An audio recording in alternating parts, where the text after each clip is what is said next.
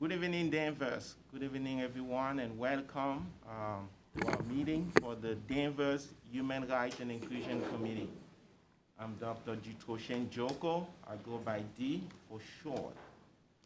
Before we start, I would urge everyone in the audience to please turn off your electronic device or put it on silent. I really appreciate that. This is something that we started a couple meetings ago to read the Native American Land Acknowledgement. So I'll call upon our committee member, Bob Gamer. In keeping with our values of equity and inclusion, and to support those who experience marginalization, this evening's meeting will begin with a Native American Land Acknowledgement.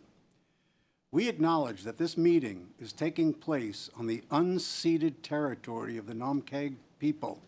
Historical evidence shows that the Nomkeg were peaceful in their relationship with European settlers. However, their population depleted rapidly due to the Europeans' introduction of smallpox. As we begin our meeting, we acknowledge and honor the Nomkeg community, who were the original inhabitants of what is now known as Danvers, Massachusetts. Let us take a moment to honor these ancestral grounds that we are collectively gathered up and support the resilience and strength that Indigenous people have shown worldwide. Thank you, Bob. We're now going to agenda item number 3, which is the invocation/poem, and that will be given by one of our residents and town meeting members, Tori Adler. You could please just put the microphone.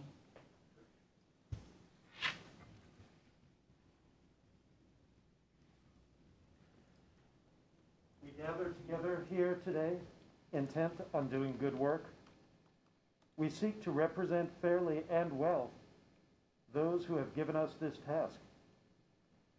May our efforts be blessed with insight, guided by understanding and wisdom. We seek to serve with respect for all. May our personal faiths give us strength to act honestly and well in all matters before us. Let me conclude with this poem from Pastor Martin Niemöller, written in 1946. First, they came for the communists, and I did not speak out because I was not a communist. Then they came for the socialists, and I did not speak out because I was not a socialist. Then they came for the trade unionists, and I did not speak out because I was not a trade unionist. Then they came for the Jews, and I did not speak out because I was not a Jew. Then they came for me, and there was no one left by that time to speak out. Thank you. Thank you very much. I'll now move on to the 4th item of the agenda, which is the approval of the minutes of October 21st, 2021. They were all sent in the email with the agenda. I need a motion. So moved, Mr. Chairman. Second. Any discussions? Here are none. All those in favor say aye. Aye. Oppose? Okay. The minutes are approved as presented. I'll now move on to the 5th item on the agenda, which is the introduction. We've had this discussion for several months now, where we wanted to have a student liaison or a few student liaisons to our committee. They were going to come last month, but due to scheduling conflict, they were unable. So I'm really happy and thrilled that they are here tonight. And I'll pass it on to the principal of the high school, Mr. Adam Federico, to introduce the students. Thank you for having us this evening. We're excited to be here and to collaborate with this committee. This invite, as Dee said, came to us at the start of the school year, and we were excited to have our students be a part of this. Tonight we have two of several students who are interested in serving the community with this committee and who are leaders both in our school and the town of Danvers. So I'd like to invite our two students to come up. They're going to introduce themselves, and we really thank you for having us here tonight.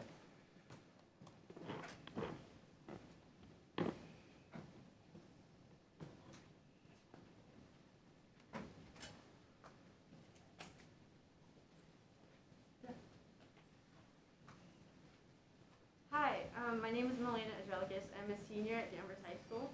I'm a part of the school's prison group, which is like the Gay Straight Alliance.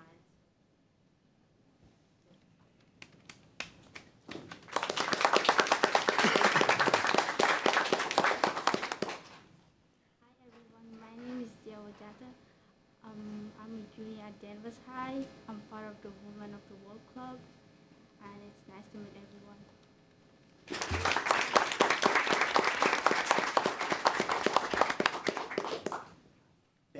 Thank you very much and welcome. We are thrilled, and I can speak, I'm sure, on behalf of the whole committee, to have you all here tonight and looking forward to working together, hand in hand, to really make our schools, our town, the best that it could be. So thank you so much for being here tonight. You're more than welcome to stay, but I know some you might have homework, so if you have to leave, that's okay as well. And we do have a school liaison member, a school committee liaison on the committee, but we thought it was really important to hear firsthand from the students as well as to how we can assist them. So thank you. Let's give them a round.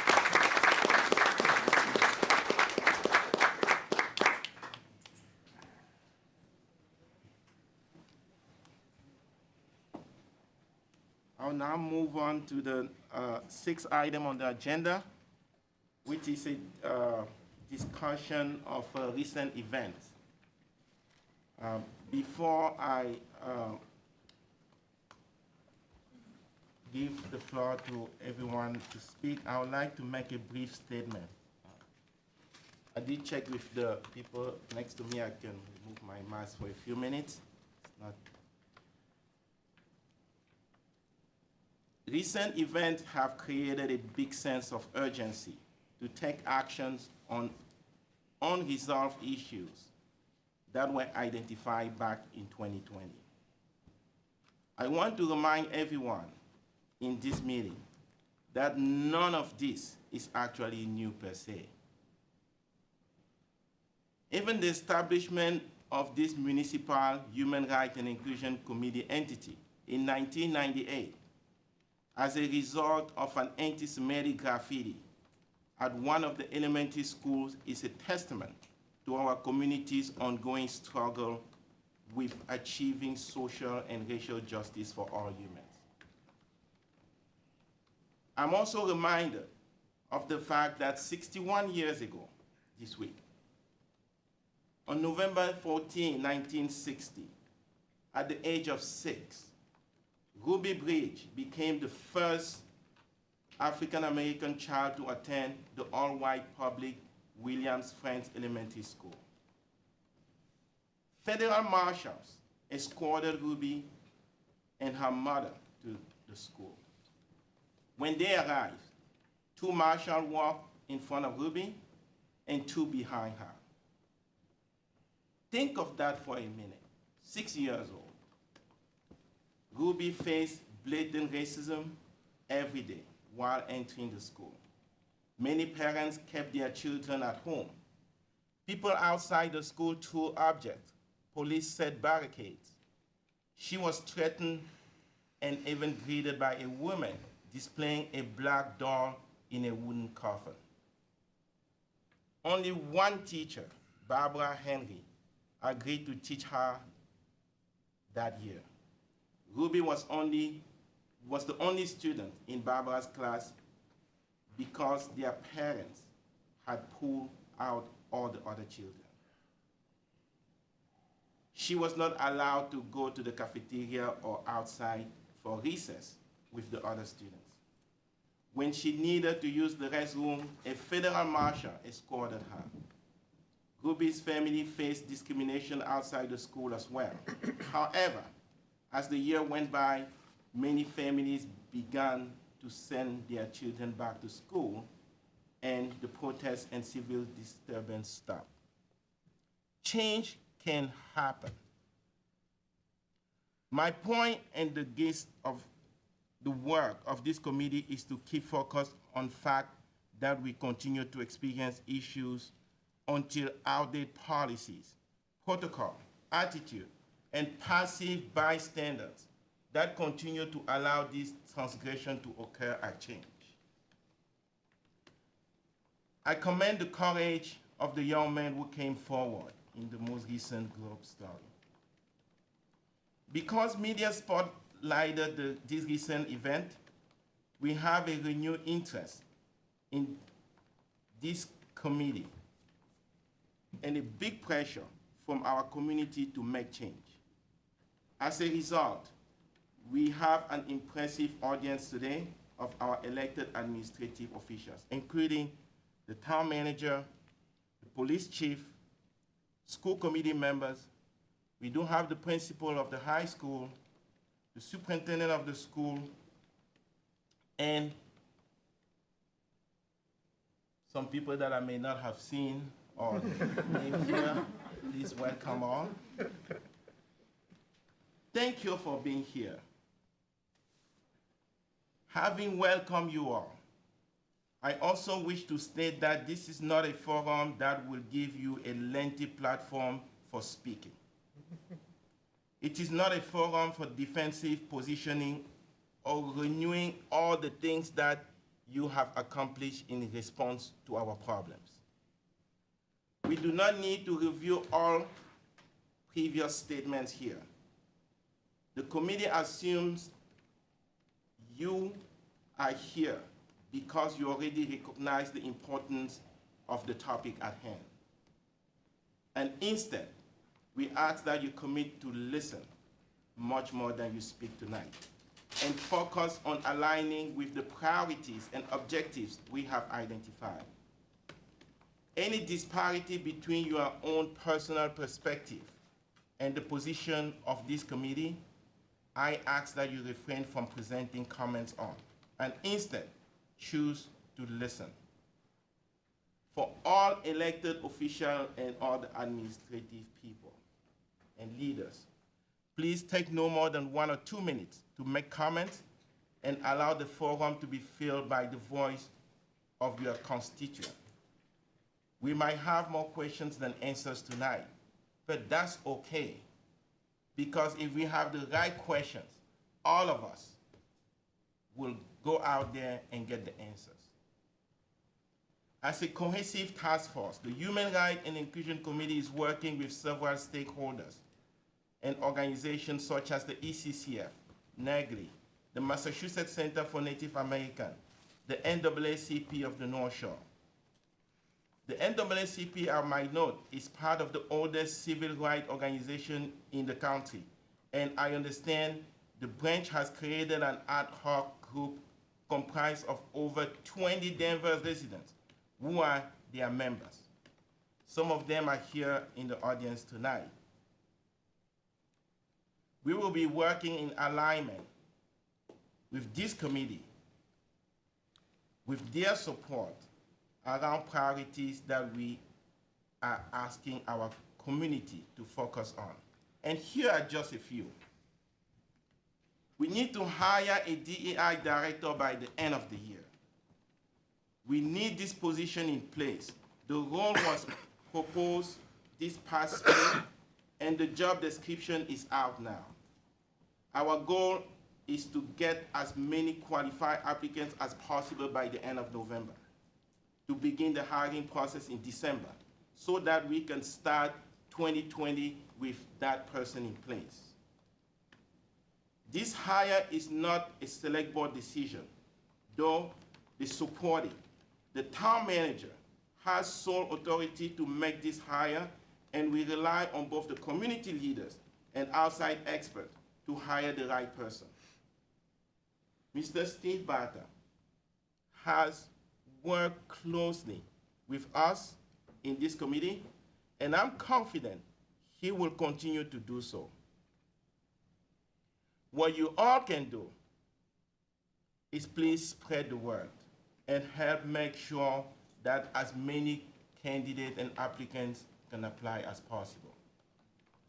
2, we need to focus on implementing school policies and not just band-aid. That aligns with the Students' Opportunity Act and the Massachusetts School Committee Association anti-racism resolution that I believe was adopted by the school committee. The aim is to make sure that we don't just address the issues from this year, but that we prevent them from happening in the first place. 3, a lot of concern has been expressed about the fact that the hockey coach on whose watch the recent reported events occur is also a sergeant in charge of the juvenile division. These are distinct roles and separate employment. We get that. But the perspective is not good. From what was reported publicly, it seems like the officer was negligent at best in his duty as a coach. Question being asked will include, how was this addressed or unaddressed by our police department? What training do you or will you conduct or implement so that all of our officers are sensitive to cultural differences in our town? Are the right policies in place related to the juvenile division and outside employment? 4, we and the stakeholders and the residents of this town have an aim to actively recognize and support elected administrative officials who will actively help us move the dial. We will seek to support those who support this agenda. We expect our leadership to fully adopt these priorities with us, to step off the sideline, to be active and engaged bystanders. If you do not, know you are making it more difficult for our town to treat all residents equally and with respect. We officially and formally expect each of you to align with these priorities. Last but not least, and the list can go on. On Tuesday night, I did watch the select board meeting. And as part of their annual goal setting, they set their #1 priority, and I was really pleased with that, to direct the town manager to work with the staff and stakeholders to implement the recommendations of the Welcoming Community Working Group, which Donna Hopkins here and myself participated along with the town manager, the police chief, and many community stakeholders. Thank you for listening. I apologize that this was a little long, but I thought it was really important that we have something concrete to really call upon our leaders who we invited and they graciously agreed to be here today to work on. With that being said, I will move on and ask if there's any committee member who would like to say something. Again, I apologize for being so long, but you want to be as brief as you can so that we can hear from our residents.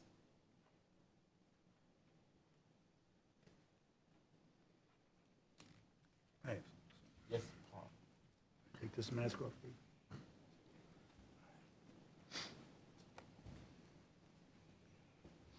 I'd like to hear from the residents. Can you hear me? I'd like to hear from the school committee. I'd like to hear from the superintendent. Maybe the assistant superintendents if they're here, the liaison, select person, Mr. Bartha, and anyone else that wants to talk in the audience. We're here because of what has taken place in the newspapers and on television. We have become most likely infamous, getting broadcasts from NPR, WGBH, etc., many times.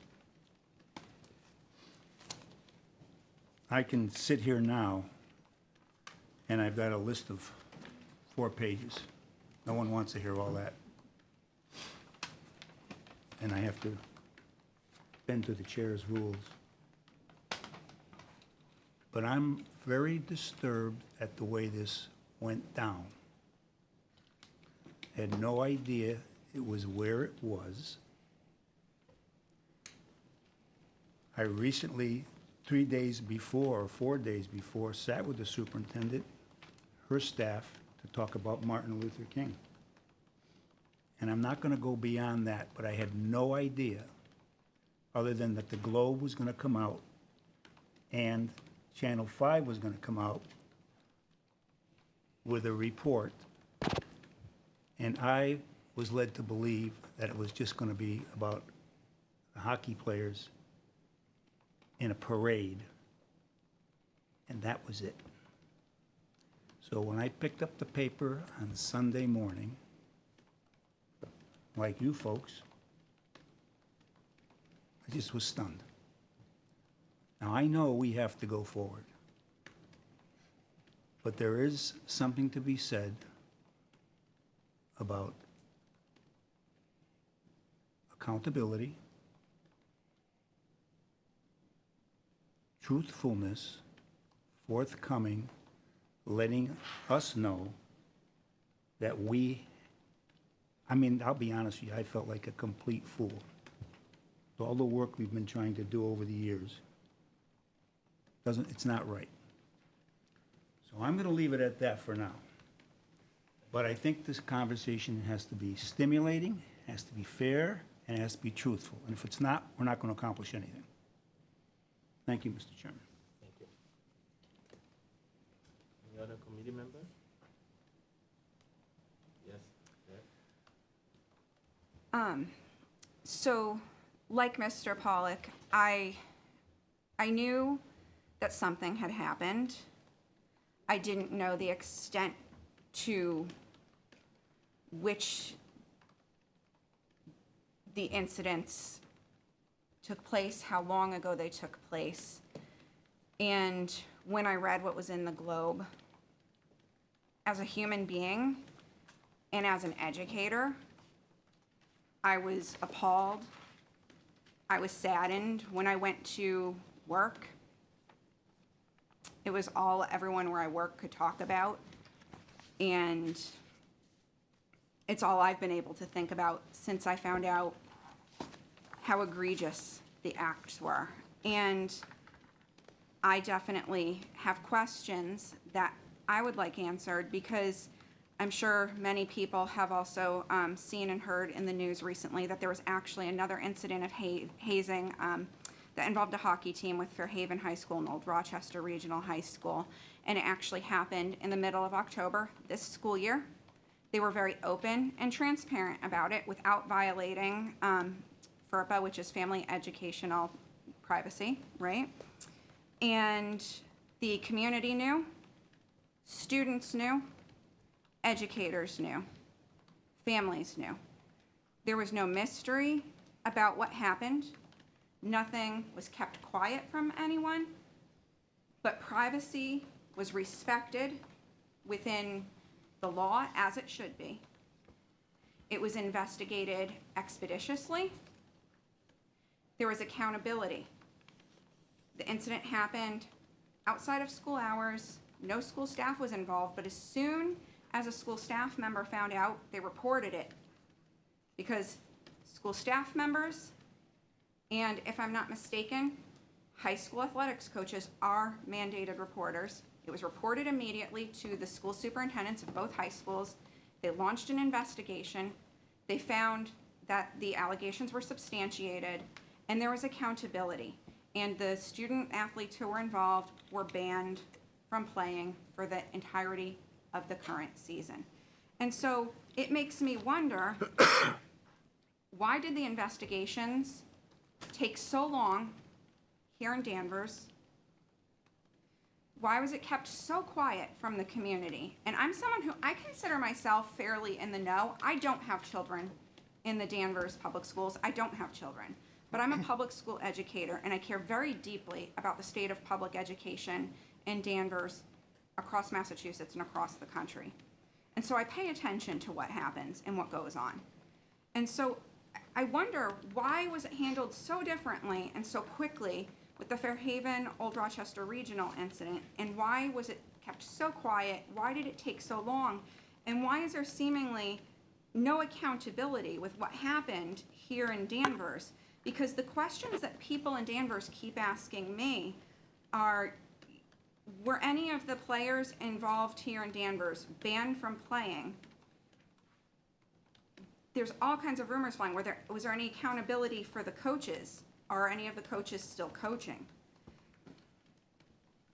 There's a lot of questions, particularly with people around the mandated reporter requirement under Mass General Law, Chapter 119, Section 51A, which is something I am intimately aware of as a licensed educator in Massachusetts.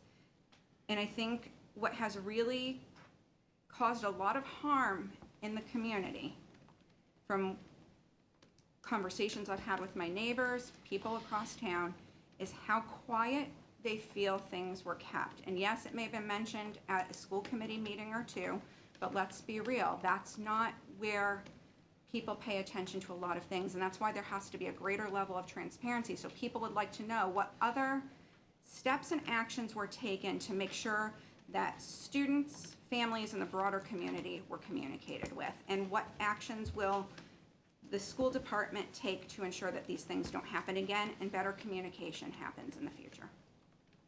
Thank you. Mr. Bob Gamer?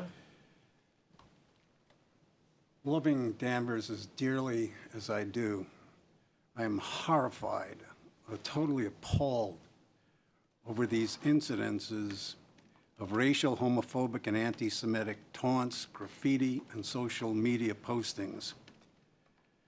Although we have every right to expect accountability, I ask you, is retribution ever going to resolve what we are facing?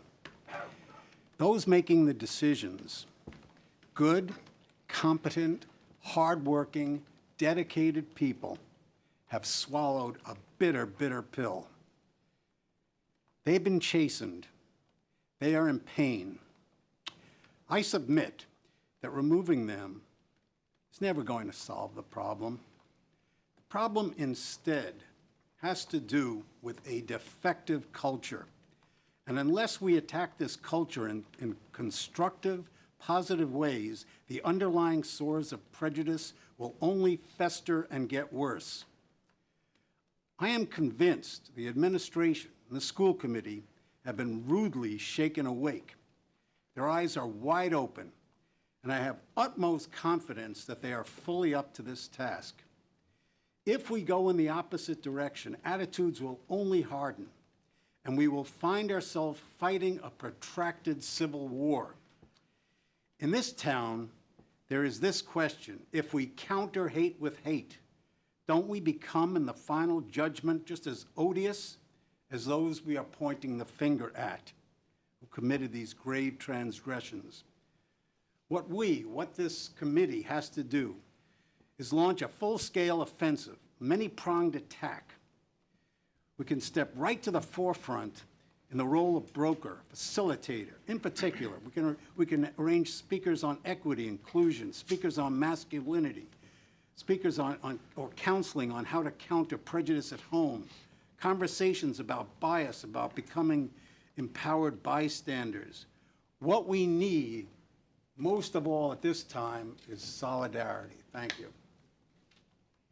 Thank you, Bob. The Vice Chair, Kristen Perkins. Hi, everyone. So I have 2 young children in Danvers, and I firmly believe that we are not raising children, we're raising adults. These people will be children for very short periods in their life. Most of their life they'll be spent being adults. So the young people who have displayed this behavior, who have put graffiti on the schools. They may be the people who deny mortgages to people of color, who fight voting rights, who fight new people coming into their neighborhoods. If this is what they're learning when they're young, this is how they will act when they are adults, and this won't stop. I think through all the conversations over the last few weeks, I hear a lot of lack of responsibility. So I, as an adult in Danvers, with children or without children, I take responsibility for these actions because we're the only ones that can change them. We can't expect young people to understand this. It's our job to teach this. Through conversations with this committee, every single person I've talked with has taken responsibility, even though directly we may not have contributed to this current situation. So I think the only way we can move forward is if we each take responsibility. Thank you. Thank you. Any other committee member? Mr. David McKenna? Yeah, I guess I'll take a shot at it now. I'm very interested in hearing what the public has to say. A lot of people have expressed the interest by just coming here to even listen if they don't want to speak out. But I think there's a problem, as some of our other members have said, that goes a lot deeper than we want to admit. These kids did not think this stuff up themselves. They heard it someplace, whether they heard it at home, whether they got it from their parents, from their older siblings, whether they got it because they let loose on Facebook and whatever other social media they're on where you can attack people anonymously without having to face retribution. We have become such a divided society. It's us against them. It's the Democrats versus the Republicans. The other guys are all idiots. I'm the only one that's right, no matter what the cause is. And we've got to get past that, people. We got to be one people again. Back in 9/11, we had a common enemy. We became one American people. We've got to get back to that. We've got to stop being the Democrats against Republicans, the socialists against the capitalists, them against us. It's just crazy, and I think we've all been guilty of it. We go on Facebook and we get into arguments. We've got to stop that. We got to listen to reason. We got to work together. This is something we're all going to have to solve as one people, and it's not going to be easy. It's going to be difficult. It's going to be painful, but it's up to us. And the two young ladies that joined our group, I hope you can straighten out the mess that us adults have made of this. Your generation has got a big job ahead of you. We'll do what we can to help, but God help us all if you can't fix it, if we can't fix it. Thank you. Thank you, David McKenna. By the way, David McKenna is a former Select Board member, and he was one of the founders of this Human Rights and Inclusion Committee back in '98. And we thought we were doing so good. Obviously, we haven't been. That's right. A lot of work ahead of us. A lot of work. I would want to hear from our residents who are here today. I don't know if our guests want to say something before we, Chief Tom? Okay. I'll be brief, Town out of manager. respect for the request that you made. I would simply say thank you for the invitation to join you guys tonight. My name is Steve Barth. I'm the Danvers Town Manager. I think I am also looking forward to hearing what the guests in the room have to say. I think a lot of fair questions have been asked in the last week or two about balancing disclosure and privacy, accountability, and Dee and I spent a lot of time talking together. We noted this summer we're getting awfully tired of making statements. I was very pleased that the board, represented by Judge Mills, made the priority this Tuesday the way that they did. I'm personally committed to this work. I'm looking forward to hearing what you have to say. And I think, I've had a lot of conversations this week with a lot of people who are sitting in this room, a lot of people who are not sitting in this room. We're looking for ideas. We're looking for help as well. I completely agree with the points that are made here tonight, that it's not just about municipal employees. It's not just about elected officials. It's about community members, neighbors, parents. I've had some tough conversations with my 7-year-old this week, and I personally think that's not a bad place to start. And I'll stop there, and I'll be happy to try to answer questions later to the extent that there are, and to the extent that I can. Thank you. Thank you. So now I want to hear from our residents. I don't have any specific order or any, sometimes we have the list of people who want to speak, but if you just raise your hand, I'll call on you. We want to hear from as much as you as possible. But before I do that, I would like to acknowledge Didi Shiano here, who is the executive committee member and criminal justice chair for the NAACP. I've been in conversation with a lot of members from different groups, ECCF, just to kind of grapple with what we're going through. It's tough, it's hard, but I'm very optimistic. I think we will get through this together. And I also want to give a shout out to Natalie Bowers, who is the president who was unable to join us today. So if you just raise your hand, I'll call on you.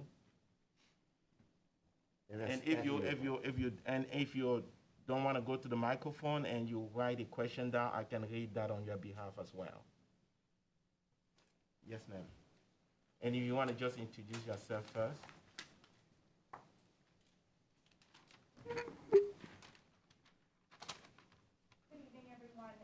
My name is Shilpa Jacoby. I am a resident of this town.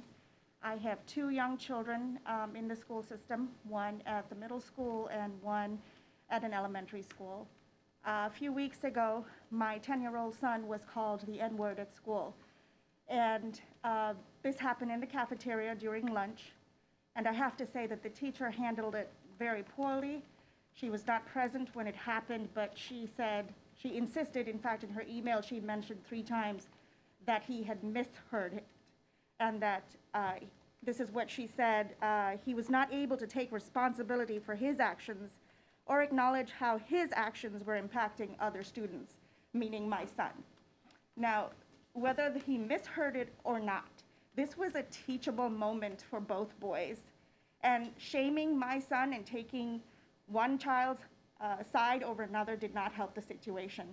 There was a loss of trust between him and the teacher, and this was an important situation, a great teachable moment. So what I would ask is that all teachers undergo some anti-bias, anti-racist training every single year as part of their certification process, because this is now how teachers should be handling situations like this. And this is, I have to repeat, my son is 10 years old. And she sent this email out on a Friday. It was a stressful weekend for us as a family. My son was in tears. So that's my request to the school board, to our superintendent. Please, please, I know this is a difficult time for teachers. We're in the middle of a pandemic and they're doing everything they can do, but these are important situations too. And this situation of racism is also an epidemic, and we need to deal with it. Thank you. Thank you very much. Thank you.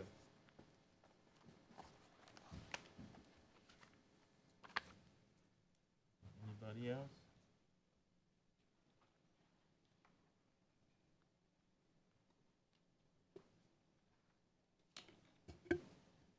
Questions, comments? Yes.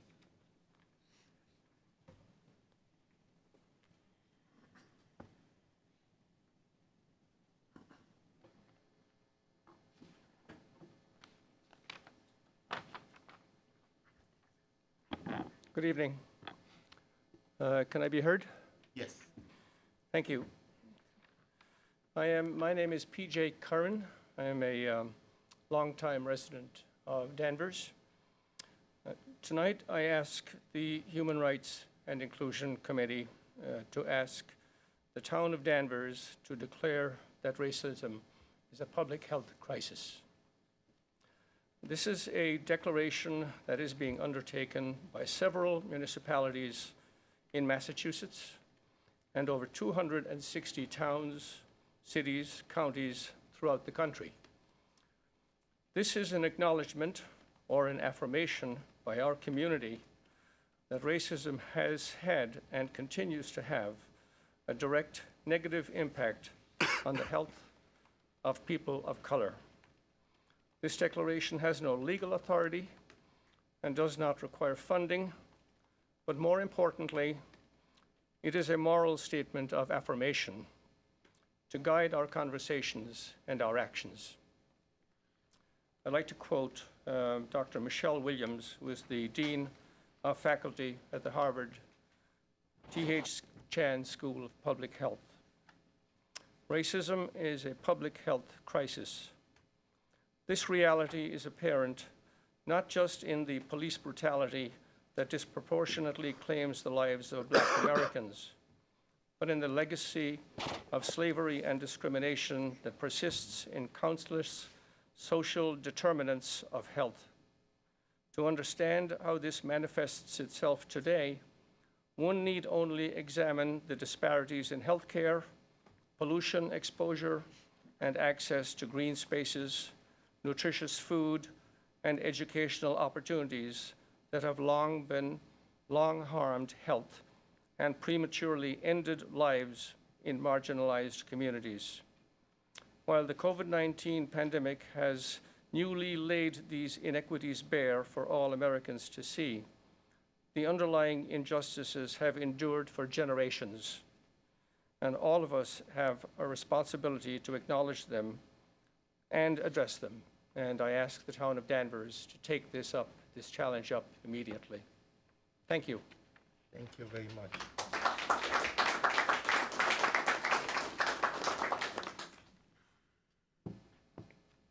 Thank you, Mr. P.J. Curran. I apologize, I neglected to mention that I'm a member of the North Shore branch of the NAACP. Thank you. Yes, ma'am.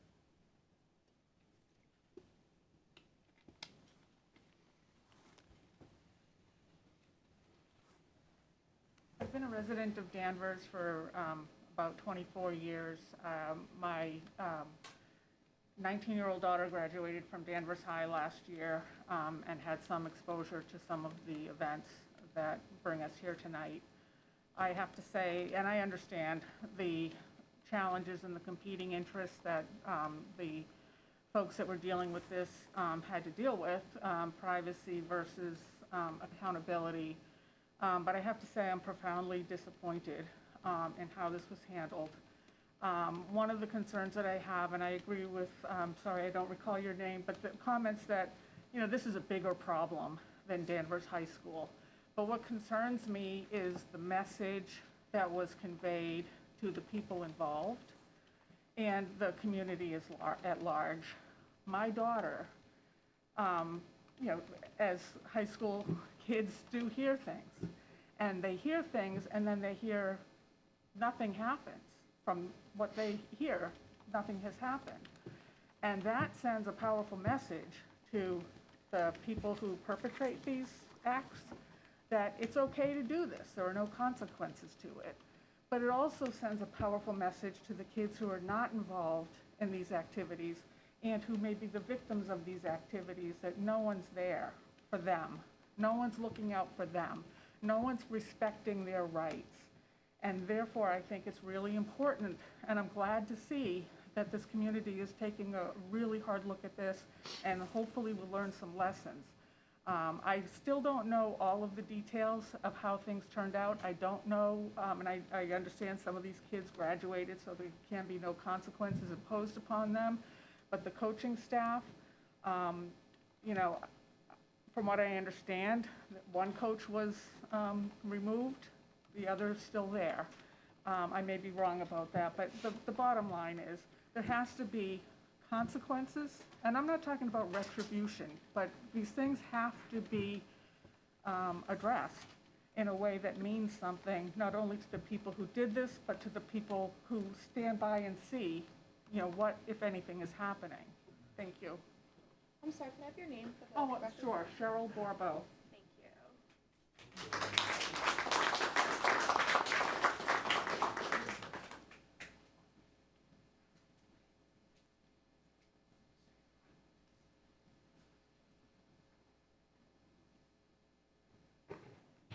Hello, my name is Laurie Curran, a longtime Danvers resident, and I am a member of the North Shore NAACP as well. what you had to say about your 2 young children and teaching. Teaching is everything. And I was reminded and have known about this song for so long. But Rodgers and Hammerstein, when they wrote South Pacific, were threatened by their producers that if they included a song which they had created about racism, that they would be thrown off Broadway. And the song was You've Got to Be Taught. And it's all about teaching, and it starts early. The song goes, you've got to be taught to hate and fear. You've got to be taught from year to year. It's got to be drummed in your dear little ear. You've got to be carefully taught. You've got to be taught to be afraid of people whose eyes are oddly made, of people whose skin is a different shade. You've got to be carefully taught.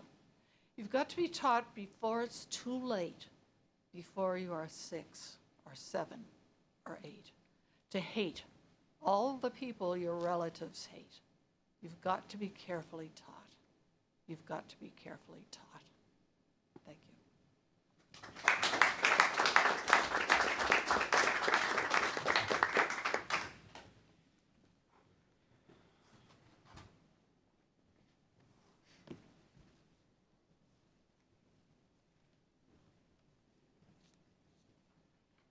So, good evening. My name is Dan Murphy. I am not a longtime resident. I'm a relatively new resident, just a little bit more than a year.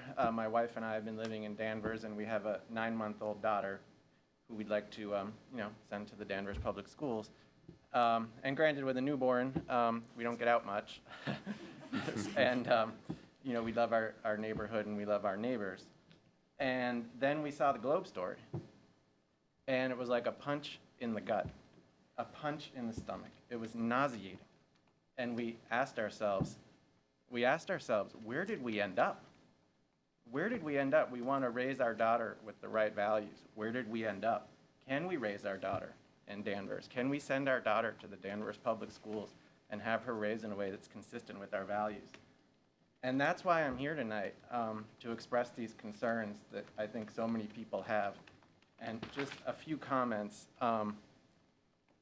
I absolutely believe that you can have transparency and confidentiality at the same time. I do not understand why those things are in conflict. Happens all the time. There's a way to do it. So it was not done properly from what I've read from my point of view. I absolutely believe that you can have accountability without hate. Accountability doesn't mean hate or retribution. It often means calling people in. But there absolutely have to be consequences where it's appropriate for there to be consequences. It's called restorative justice. You have to make people whole. The people who have been victimized need to be made whole. And I absolutely agree with the sentiments expressed that these incidents must reflect the existence of deeper systemic problems in Danvers, which I don't even begin to understand. It's sort of horrifying how deep it must be that words like that, such hateful words with such a painful history, can be thrown around so casually in our schools and in our programs. What is wrong with the town of Danvers that happens? And you're right, we're infamous. We're on NPR. It's embarrassing, but it's mostly just painful to the people who have to experience this. So I think my litmus test is going to be, when I look, to the school committee, to the town leaders, to the police department, what are the specific changes to policies, practice, and protocols that we're going to pursue to address some of these systemic issues so an incident like this never happens again? It absolutely cannot happen again. I do not want my daughter to go to a school system where something like this could happen. And these questions apply to the schools, they apply to the sports programs, they apply to the police department, and they apply to the entire town. And we all have to do our part. We all have to look at ourselves too. I mean, we all got to do it. I know I carry bias around. We all do. We got to look deep and hard at that. And I think that's the job of this committee. So thank you very much.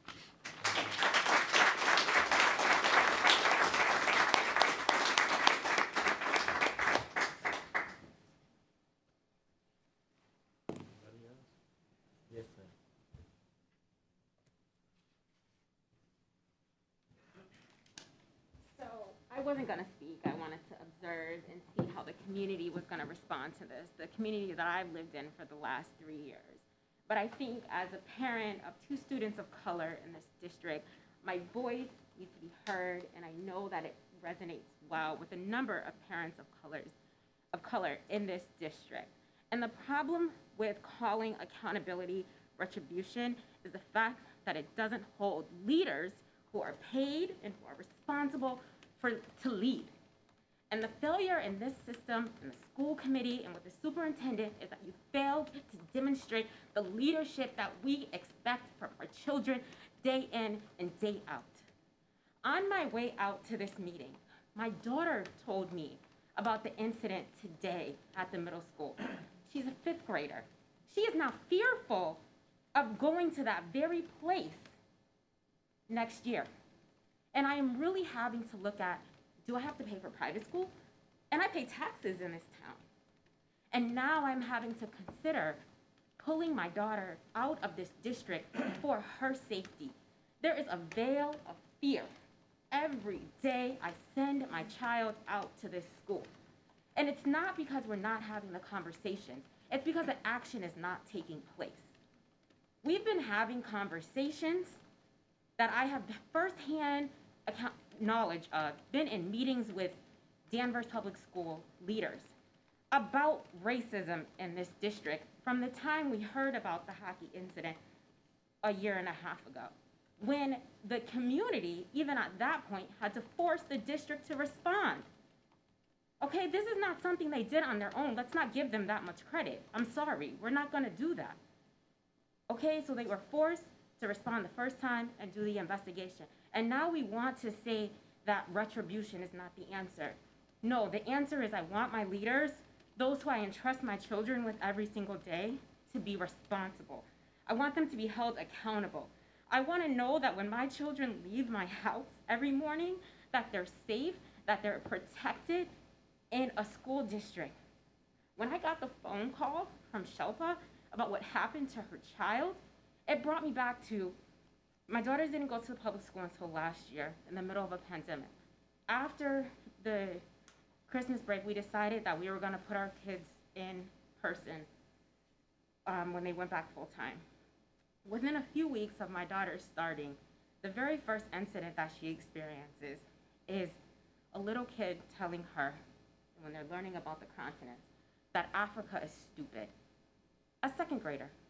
How in the world do you know anything about Africa, let alone calling it stupid, other than if you learn it from home? And so now this kid is gonna grow up, he might join the hockey team. And if nothing happens to the hockey players, was, same old same. So we need to have a strong course of action. And what we have not gotten from the school committee, what we have not gotten from the Danvers public school system is concrete actions with a plan, with dates, with what they're gonna do. Instead, we're getting, oh, we're going to do this. We condemn the actions. We know you condemn the actions, you have to. We wanna know what you're going to do, when you're going to do it, and we want you to stick to that. That is significant. And every letter, every statement that has come out, there has not been a plan. Not a single plan at all. Committing to doing something is not a plan. A plan has specific, measurable actions that can be tracked. That is a plan. That is not what we've gotten as parents. And we have to fix that. So if that means that leaders need to leave, they need to resign in order to get that, they need to do that. Or they need to be given a finite time to get it together. And so as a parent, I am asking that we put a finite time in place. 3 months, that's all they need, because this has been going on for almost 2 years now. So if they can't come up with a plan in 3 months, then yes, we do need to ask them to step down. And I think every parent in this district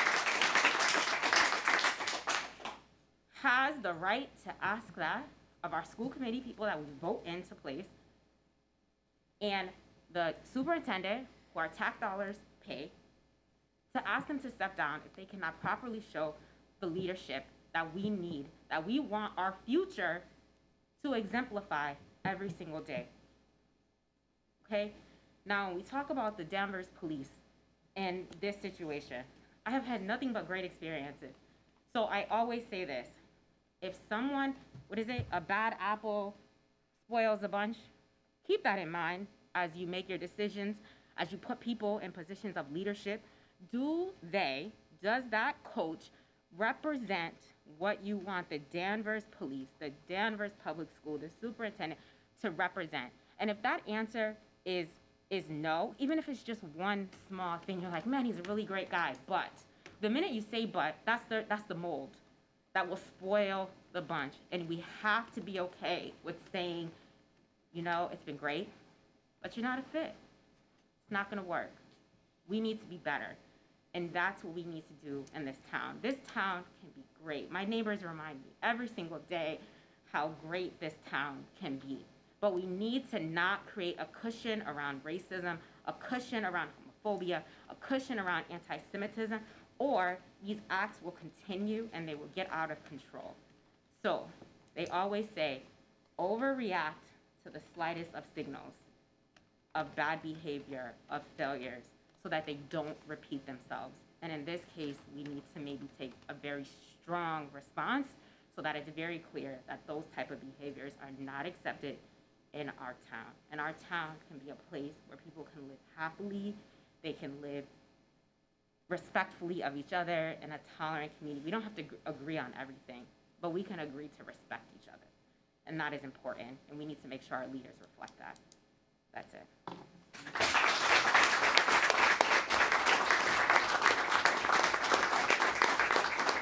Mr. Chairman, just for clarification, maybe I misunderstood. Was there another incident at the middle school today? Yes.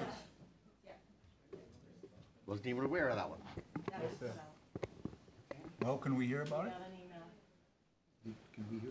Yes, we received another statement about them presenting with no action. Yes, there was an email that was sent out. There was another graffiti found in one of the bathrooms at the HR mess today. Yes. Anti-Semitic. Yes, I'm sorry. Call it what it is. It's Yes. what it is. Good evening, everyone. Please allow me to, sorry. Go ahead. Good evening, everyone. Please allow me to put my mask down so that you could hear me maybe better. My name is Gilles Numsi. I just moved in Danvers from Indiana. I was invited here by my brother-in-law, D, sitting right there. I didn't think I would speak. I just came here out of curiosity, see how the town functioned and listen. And by listening, I decided that I want to say something. I'm not usually a public speaker, but I want to throw some ideas out there. Back in Indiana, I had a colleague. I'll start with this story. Back in Indiana, I had a colleague. We used to work together. And we became close because we were sitting pretty much close together. We were doing pretty much the same work, maybe sharing some life stories. And we went out for lunch. We discussed about racism. I think I felt very comfortable so that he could discuss this subject with me. He told me that he was brought up hating people of color. He was taught over and over to hate people of color. And to him, when he was looking at someone, looking at me, he had really, really different thought in his mind. And when he went to college, I think he went to Maryland, and his financial situation was, he was having some difficulties financially, and he had to go live with people of color. Because I'm not saying that people of color live in a different, area, but he had to go live in a different area where he had to interact with people of color a lot more than he used to. So he learned to live with them. He learned to understand what they're about, who they are, stuff like that. Then he had a different perspective about people of color. So he learned to accept them, and he told me that his best friend was someone from Ghana, and he really appreciated that person to the extent that he figured, oh, what I was taught about, why my parents always, fed me with all these negative stories about people of color. And to me, it struck me. And I said to myself, probably if people have, if people really do not accept others, it's because maybe they don't know much about them, they need to learn more about them. Then is it possible, maybe starting in Danvers, maybe something like that exists already, that you implement a pilot program where you have some residents visiting others, maybe having dinners together, exchanging, getting to know each other, getting to understand how they live, stuff like that. Maybe become friends, who knows? So it's about, to me, it's also all about trying to know the other person. Because that xenophobia, or maybe,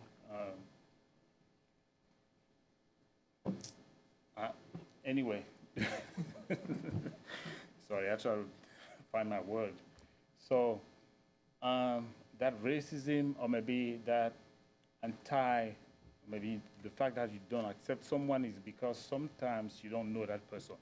It doesn't happen only with people with different race. It's also happening with people with the same race. If you don't know someone, you think that the person had certain behavior, maybe you don't like the person for some reasons, you tend to, to run away from that person. So if we look at that, if we look at the racism in that perspective, try to teach ourselves who we are by trying to, committing together, do stuff together, engaging, different activities together. Maybe it can help. It's just, little idea, I just want to throw it out there. Maybe it exists already. Maybe you do that already. If you don't, something that can be, thought about. That was my point. Thank you.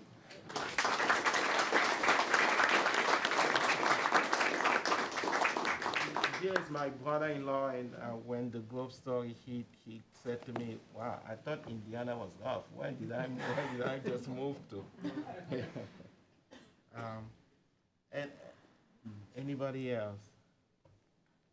And what he's saying is true. I mean, someone once said, proximity breeds care and distance breeds fear, right? And this reminds me a quote from what he's saying from Nelson Mandela that says, no one is born hating another person because of the color of their skin or his background or his religion.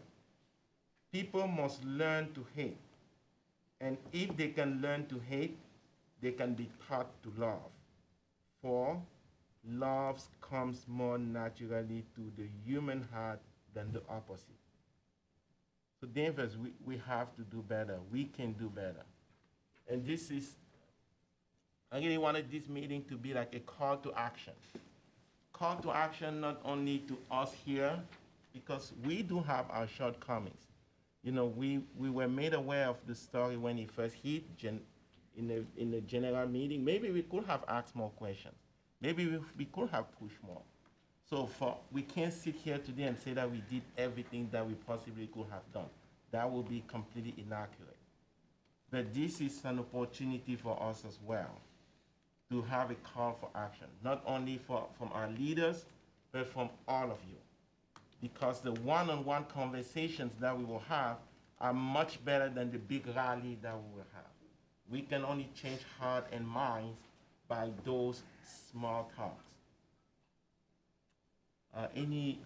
Anybody else?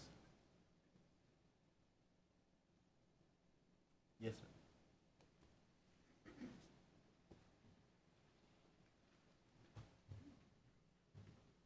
Hi, good evening, everyone. As Dee mentioned, my name is Dee Dee Sciano, and I'm part of the executive committee for the NAACP North Shore. I am the chair of the Criminal Justice Committee, and we also have Martha Brennan, who's here as also part of the executive committee, Natalie Bowers, who's the president, as well as the entire NAACP, also Juan Cofield, who is our regional president and national board member, is watching on YouTube right now.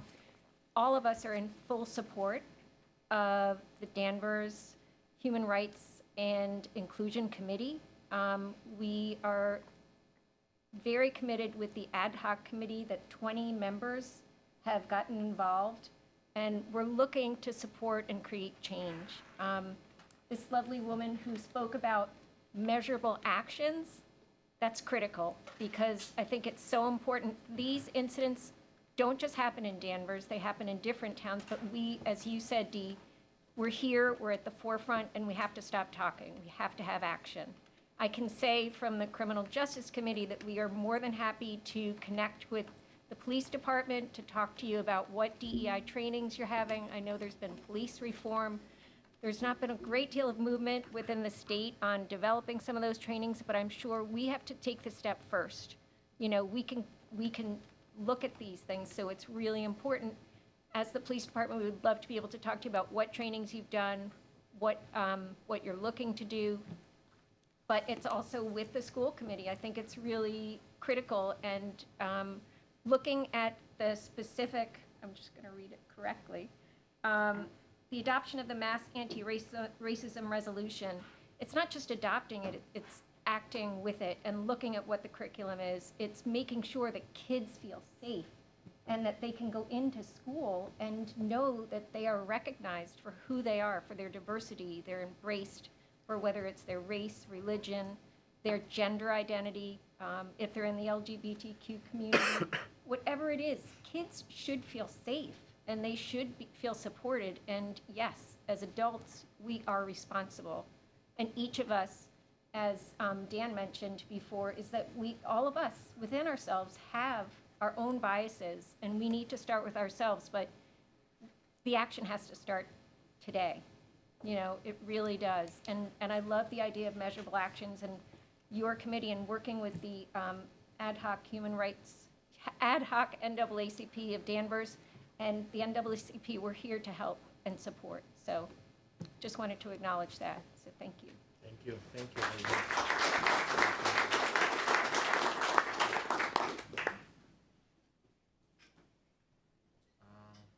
don't see any other committee. Okay, Bob Gamer, one of the. Yes, one of the actions, that word is used very well, is to jumpstart the anti-discrimination club at Danvers High School. If there was ever a time when interest should be at an all-time high in view of these incidents, it's at an all-time low. I mean, let's find out the reason for that. It's one of the actions we can look into. Thank you.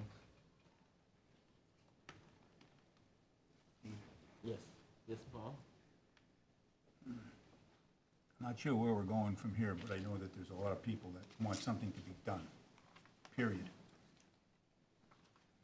The town of Danvers does not want this stench to last any longer, from my standpoint, and that's what it is. It's not just happened in the last 16 months. It's been going on a long time. And if you talk to people that live in this town 20, 30, 40, 50, 60 years ago, they're going to tell you it was going on, if they're truthful. Some of them have been bullied for almost their entire life. They've had struggles regardless of what their race, their color, their creed, their religion, their sexual orientation. It doesn't matter. It's been here. I've lived here since 1981. I'm not a resident of Danvers by birth. Thank God. But I'll tell you this, it didn't take us long to figure out there were problems. We had kids in the school, I had grandchildren in the schools. They come home and they tell us. You can't avoid these things. If you think you're going to sweep it under the rug, you're not going to do it, because the only thing you get is the stench. Now, we have school committee members here, we have administrators here, we have elected officials, we have the town manager. You can go to the ballot box and change anything you want up to a point. But if you don't get the cooperation from the people that are elected to lead the community, regardless of whether it's education or any other thing in this town, you're gonna have a town that you don't wanna live in. And I suggest that the school committee take a good, hard look at what's been going on and the opinions of the people that we talked to tonight. I know I don't know how many, I know Arthur's here, and I know, help me. Jeff.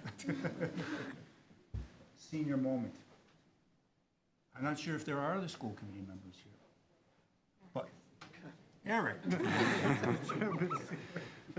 Glad you noticed. You're wearing a flak vest maybe, huh? But seriously, I've known all these people. They are not infallible. I tell them right to their face, nor am I. Nor am I. And there's times when I go through things and I talk to myself, what did you do that for? Why did you say that? Are you crazy? But the point is this, the town is responsible for educating the children in this town. Any government has basically two responsibilities, the old and the young. Most of us can take care of ourselves up to a point, except when the bigotry steps in. And when the bigotry steps in, all you know what breaks loose. So this town is at a crossroads. Any delay, any ability to try to slide it under the rug is not going to work. It's not going to happen overnight either. We had a presentation last night, and some of the things that were said were,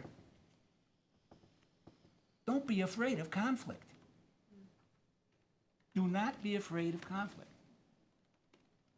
You don't have to be the only person. It doesn't matter if you're on the school committee and you lose 1-4. Speak up. Say your piece. You might lose 2-3, but the next time you might win 3-2. Ask of your administration and your superintendent what is going on and how can we fix it. And if we can't fix it, we have to have change. It's as simple as that. I'm appalled. First of all, I'm thrilled, to be honest with you, that I'm looking at so many people of color in this room tonight. Because when I came here in 1981, you couldn't walk down Main Street and find any person of color. Period. But now, we have people coming into this town, and we're supposed to be a welcoming community that is not welcoming. We're not. Don't think you are. This is going out on TV. I'm not going to give you my email, nothing. I don't care. It doesn't matter to me anymore. I'm just that old. I don't care. I want to see change. I want to see change in this town, and I want to see it happen when it can happen. And it's not going to happen tomorrow or 6 months from now. It may take 2 years, 6 years, 16 years. But it has to happen. And these things do take time to happen. They don't happen overnight. There's no quick fix to this. It's hard work. Don't be afraid to get your hands dirty. Period. Roll up your sleeves and go to work. School committee, administration, town, officials, select board, everybody, voters. Make it happen. It has to happen. Or we're living in stench. Thank you. Thank you, Paul. Any other comments, questions? Yes, Deb? I have a question, and I think that the appropriate person or persons to address it to would probably be either the school committee or Superintendent Dana.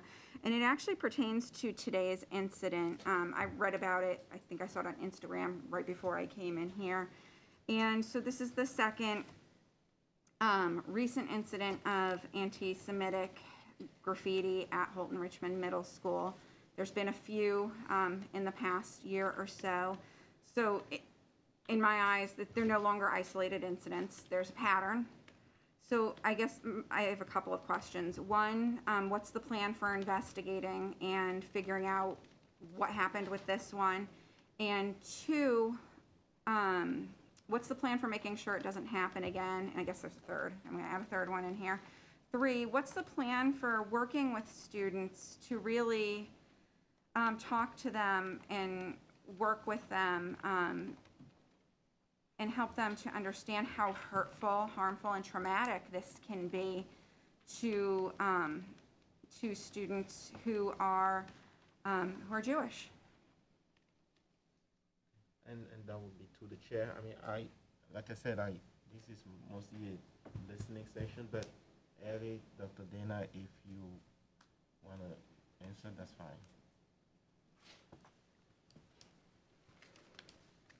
I think if I may do it in two parts, and from the earlier conversation, is that I do retake responsibility for the process that was implemented. I am listening to the community. I am committed to moving forward with our educational planning, a strategic communication plan with actions. We have a strategic plan it started in 2018, and that includes 3 priorities. I would ask that we get invited back to this meeting and through school committee with our school committee to be able to share what those plans have been, and now with a renewed sense of urgency and louder commitment that we present what is a revised plan also going forward at your next meeting. So I would ask for that. With that, to be able to, I think as a town, look at the instances that, yes, in the last 2 weeks, 2 instances in the same bathroom at the Holton Richmond Middle School. The prior one, I think, that was stated wasn't within the school, but it is within part of our town.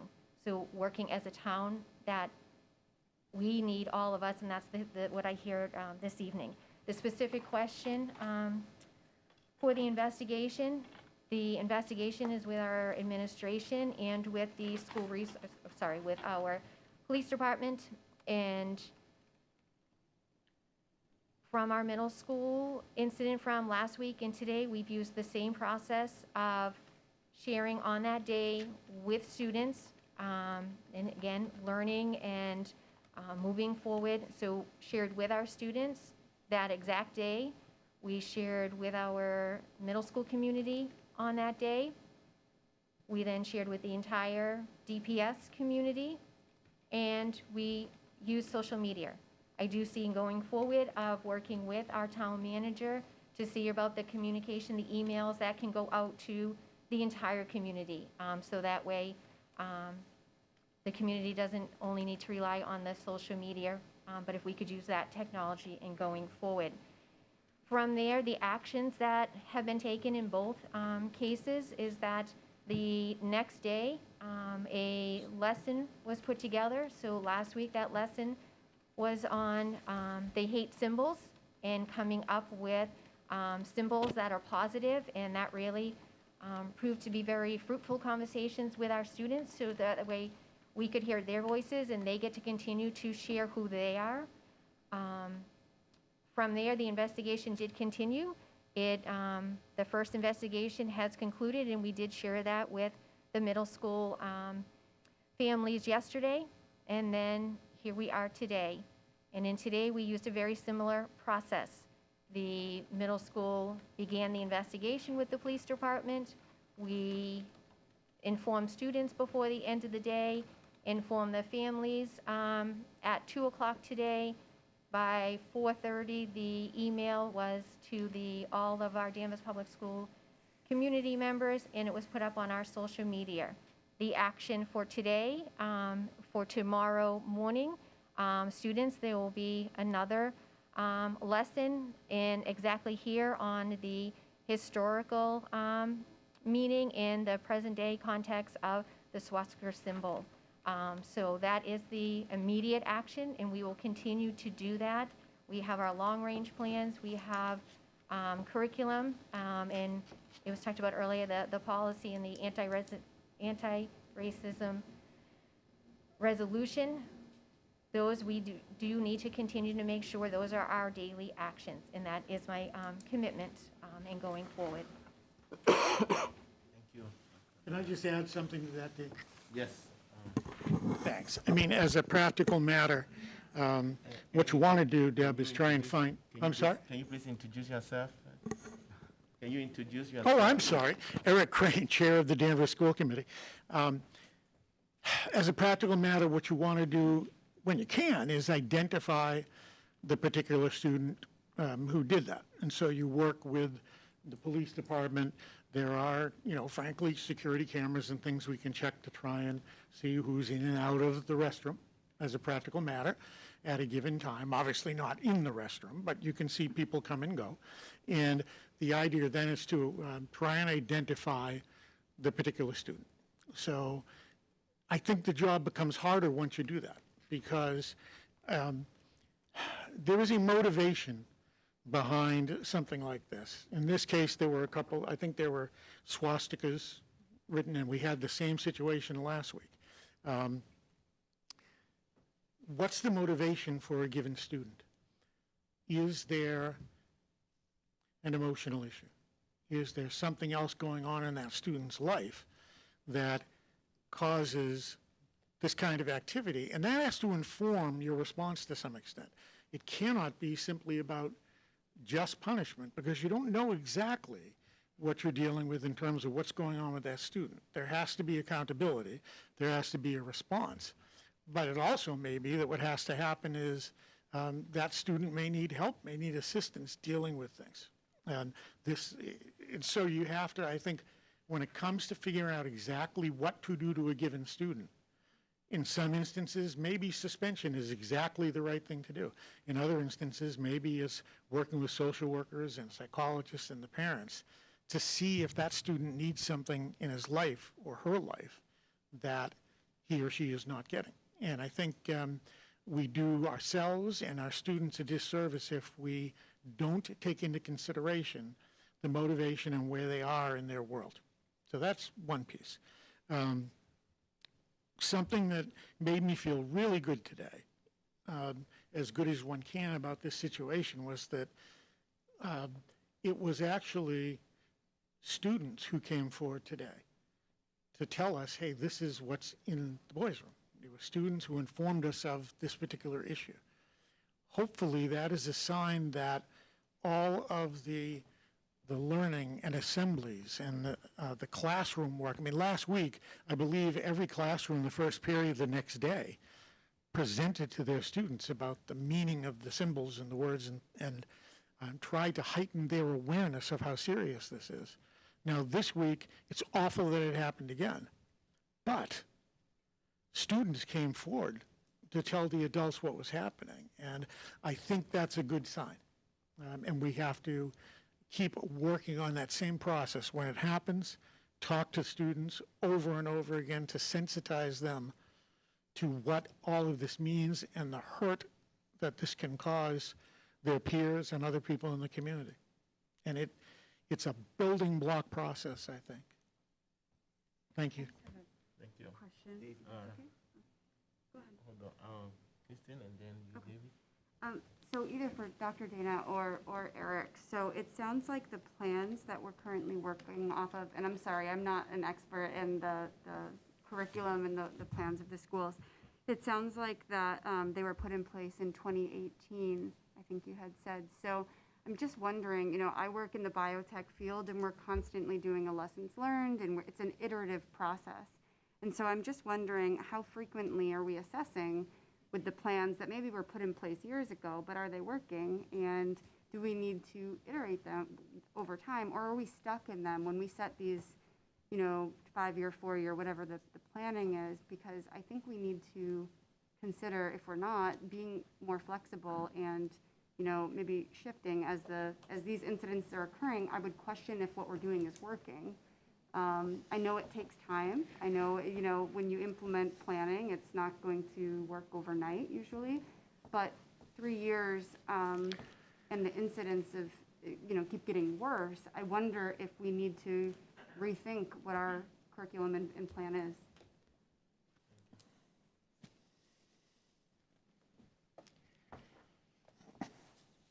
Thank you. So I would always say that our strategic plan is fluid, and it's a plan that We really try to live by the words that we do put in the plan and the actions that we have, but we do assess that not only on a yearly basis, but if something should come up during the year, we will assess that and adjust the plan and present that to school committee on a yearly basis.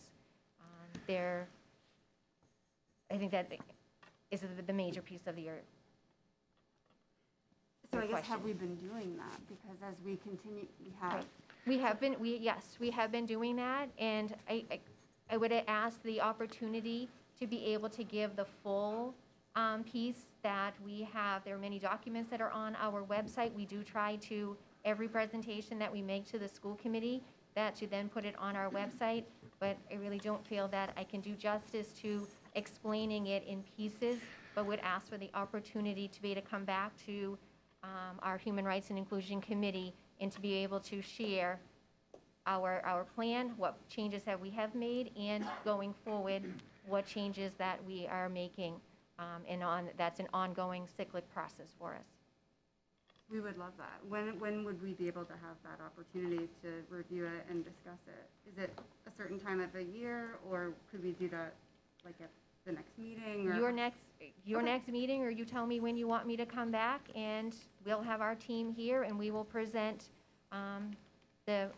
what our plan has been, where we are now, and where we're going. Thank you. I think that the, one of the things, we should always be looking at all our programs, including whether the anti-bullying programs that we're looking like LAS that we use. We should always be looking at how effective they are, and I guess the measure of that is, does it, can we demonstrate that we're making some progress? So that should be an ongoing process. From the school committee standpoint, we did start as a concrete action a new subcommittee this year on equity and inclusion. And they would be taking a look at, and their charge is to look at every school level. What's going on in the elementary school, what's going on in the middle school, what's going on in the high school in terms of our efforts toward equity and inclusion. And that should include programming and sort of the feel on the ground and the feel in the schools, and importantly, what do the principals and the administration at the given school levels feel that they need? What resources are they looking for that they don't have now to try and make the improvements, the changes, or the developments that they think they need to make? So, we're working at it from the school committee level and from the administration level. Thank you, Eric, and I'm hopeful that some of the suggestions and the things that the residents are saying today are really taken into account. Absolutely. That will be very crucial. Yes, ma'am.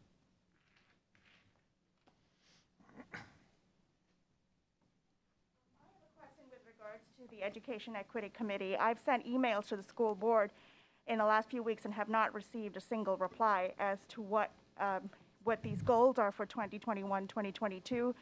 The agendas that are on the town website are very vague. Minutes cannot be found, so we'd really like to know what your goals are. And when you say elementary diversity work, one line, it's a very lazy agenda. So we'd really like to know specifically what that means. From the, I don't think that was necessarily a question. No, I think okay. that was more a rhetorical question. Sure, thank you. We would like to get those specifics. Am I right? We want to have those specifics, not just one line. What are some of the concrete things that we're doing, and what are those things that can be measurable? And what is the time frame that we have? How do we gauge success? Obviously, the decrease of the number of incidents will be one of them, but what does success look like to us? And I think that's what we are all here trying to find out. Hold on, I'll just have the committee member and then you. Yes, David. Thank you, Mr. Chairman. One thing that I was involved in very recently, I was the leader of the middle school pack reached out to me and asked if I could get her in contact with somebody that could give a talk to the students about the Holocaust. There's then nobody in this room that was alive, I don't think, when that took place, looking around this room. Dave, were you? Okay. You're older than I thought you were. Germany in the midst of an oppression, was even more downtrodden than the rest of the world because they just lost World War I. The people were looking for excuses. They were looking for a scapegoat, and Hitler gave them one. He said, it's all the fault of the Jews. That's how easy it is to divide people when they need an excuse.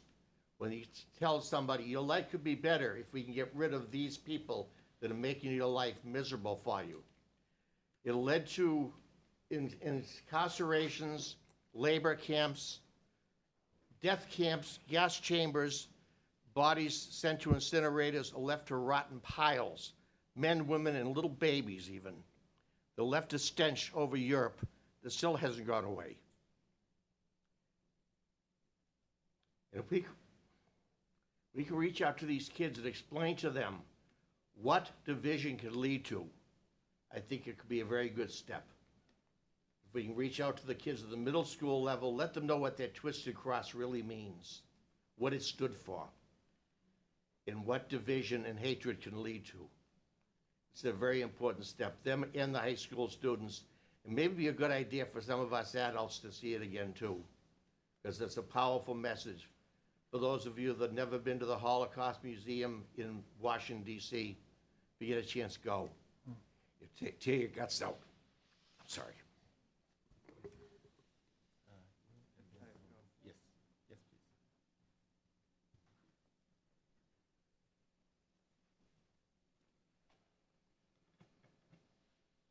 All right.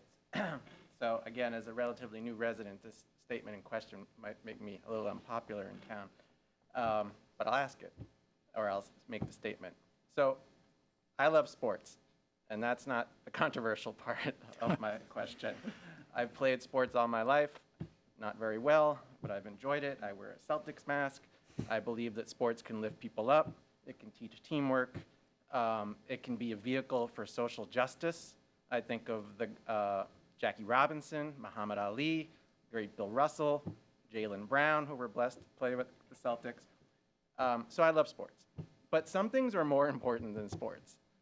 Some things are more important, and treating people with respect and dignity is more important than sports. So if a sports program or any program in the Danvers Public Schools, theater, drama, choir, I don't care, is broken, fundamentally broken, I think you have to look at that. And so I'm asking the school system, are we looking at that? And obviously the hockey program is in question, but I mean every single sports program. Does it have this underlying toxic culture that needs to be disrupted in order for the community to move forward? Thanks. Thank you very much. Just a couple of suggestions in terms of what can be done to increase knowledge and awareness. Dr. Dana, we provided you with. I'm sorry, could you just watch the mic? I'm sorry. Can I have your name? I'm sorry. Alexis. What's your last name? I'll spell it for you. Okay. Locally, so to your point, going to the Holocaust Museum, you can go to Boston and there's a Holocaust exhibit that the students can go to. There is the Freedom Trail in Boston locally that the students can go to. So when we talk about these talks, first we need to talk about who's equipped to have these conversations and making sure we have the right people leading these discussions. So we should start there. But then locally, there's things to do. And then beyond that, you can go to DC, take a trip, take a representative amount of students, take the whole school for that matter. I don't know. Maybe we're at that point. We just need to invest in the entire middle school, taking a trip to the Holocaust Museum, going to the African American History Museum in Washington, D.C., and experiencing what that is and like what that hatred really looked like. Because you're right, kids can be kids, they can think it's a joke, but it's not a joke. And for Jewish students and for African Americans and African students, when racist, homophobic, anti-Semitic statements are made, it has an effect on the victim. So, Eric is your name?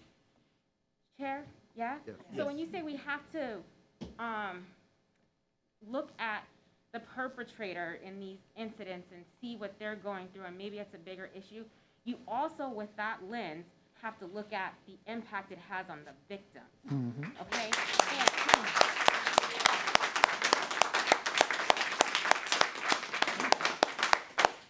I want to go so far as to say that protecting the perpetrator has a greater impact on the victim than it does on the perpetrator. And I know it's hard to give consequences.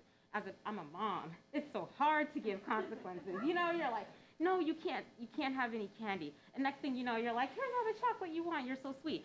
But consequences are important when given in the right context. And so I don't think you just need to be willy-nilly suspending kids. But that kid needs to go through sensitivity training, right? And they may need to be suspended. Because if you don't, then what happens is you build a suit of armor around that person in a way. And so now the victims are scared.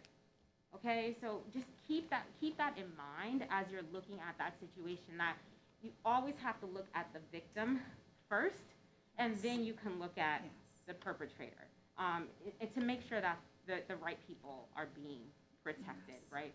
Because you can't protect everyone. So I would ask two things of the school committee and the district. Let's find the funds to get these students the right exposure they need to see the situation, to be exposed to the Holocaust and that history, and the African American Museum, the Freedom Trail, all of these things, so that we can start to work in the right direction. Yeah, us, you know, older racists, they're just that, like they're just are. But let's start with the young people. Yeah. And I would write a check if you need something, not the full amount, but a small amount.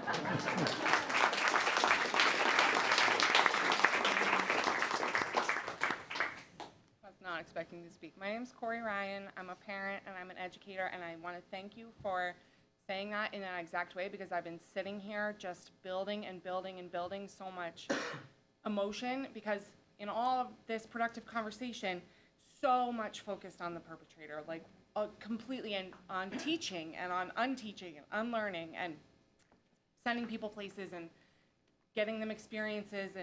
But what about the kids who are affected? What about the Jewish students in the middle school? What are we offering them? What are we offering them in the way of funds? What are we offering them in the way of time? For the school leadership, I would ask you, like, it's so simple to put together time for an affinity group. Jewish American students and students who support them come together and chat, instead of the kids who are doing this are doing it because they don't know what the swastika means. We don't need to continue enlightening them what it means. They know what it means, and that's why they're doing it. Make time for the kids who are affected. Focus on them. Focus your energy on supporting them, uplifting them, giving them opportunities to share about themselves in a safe and supported way that shows that we're behind. These are our people. Not just so much laser focused on finding out who it was and what their motivation was. That would be my suggestion. Thank you. Thank you.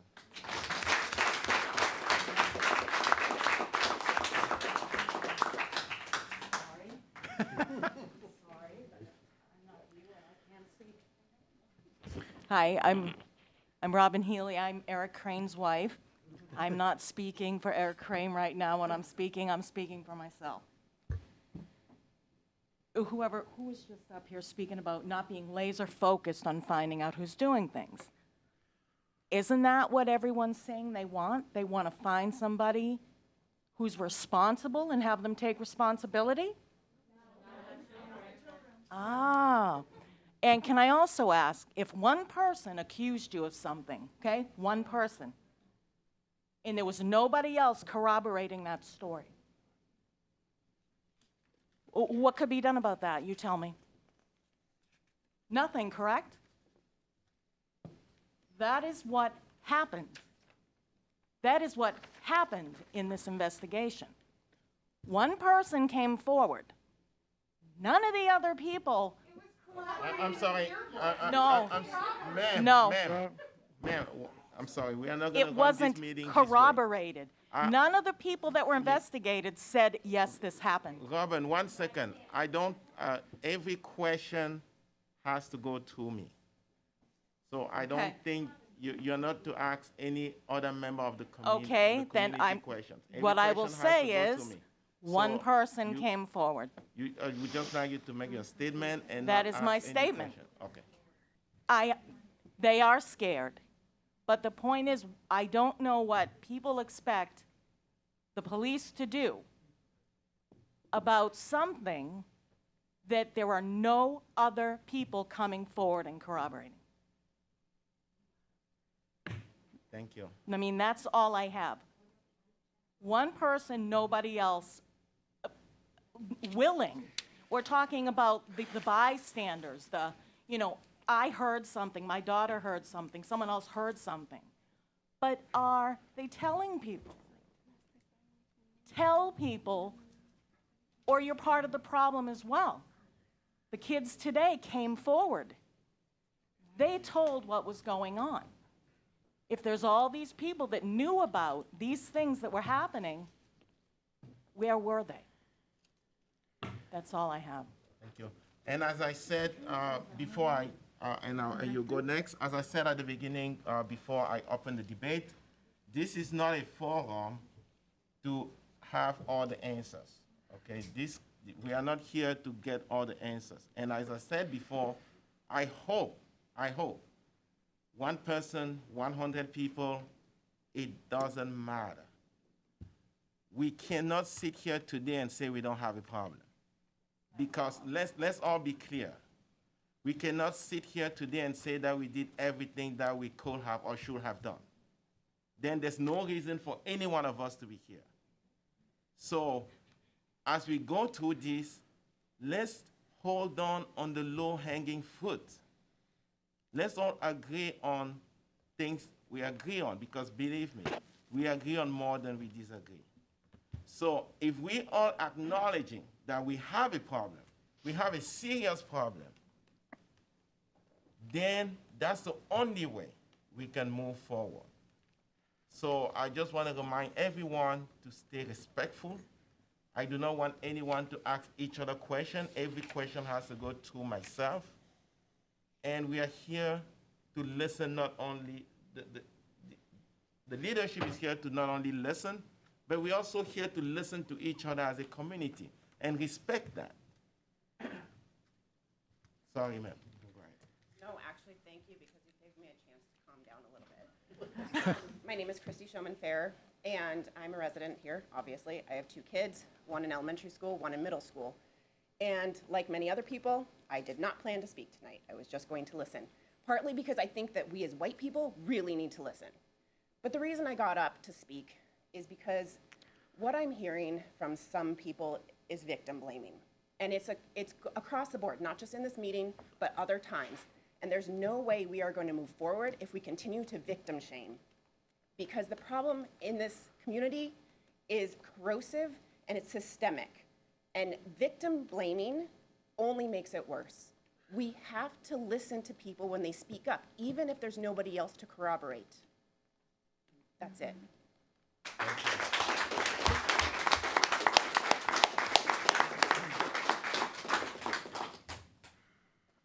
Any other comment? Yes, ma'am. I also wasn't going to speak tonight. I have 3 children in the Danvers School District schools. People don't come forward, the kids don't come forward because they're scared. Because they see this person did, Jack was done about it. So if they're not going to be heard, why am I going to say something? When I hear all the other kids laughing, ha ha ha, did you hear about this? Oh, ha ha ha, that person's gay. Oh, ha ha ha, that person's colored, whatever. They're not going to speak up. They are scared.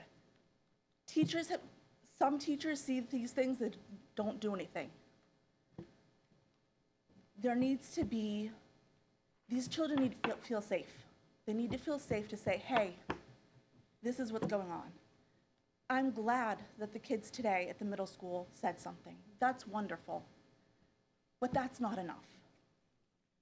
In every level, elementary, middle school, high school, these kids need to feel safe. They need to feel like they're listened to. That when they say something, something is actually going to come of it. Not like, oh, okay, great, thanks, whatever. I'll bring it to the higher up. Things have been brought to higher ups. What has happened? Seemingly nothing. That's what the kids see. There are children in the halls joking about the hockey team, about what happened or didn't happen, what allegedly happened. That's what they see. They see that it's just a big old joke to everybody. They need to see people take action.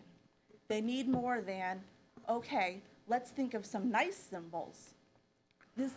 We're not gonna fight bad symbols with nice symbols. Teach them what the Holocaust was. Teach them what it has been for BIPOC people. Teach them. Listen to them. Take them seriously. That's all.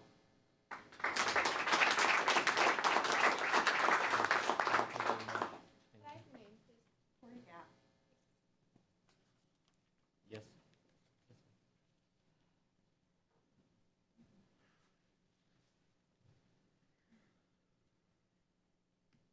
Hi, everyone. My name is Luis Velasquez, and I live in Danvers for the past 10 years. I'm from Southern California, with my family, mainly because my wife, who's born and raised in Danvers, she said, Danvers has the best school district in Massachusetts. So we moved cross country, set up shop here. My two eldest went to middle school and high school. And breaks my heart that Danvers is going through what we're seeing today. And we gotta keep in mind that whoever wrote those things in the bathroom today, and whoever carved that tree in the forest on the goods last week, they were children. And children are a product of the environment. Children have been raised and they're taught since they were born. And Danvers has a discrimination racism problem. And PJ is right, we should declare a health crisis in Danvers. Because for the past 10 years, I've seen my town change, and now for the better. You know, Mr. Federico, I want to give him props, and I like his bravery for taking a job at Danvers Middle School, high school, knowing him very well what he was going to face.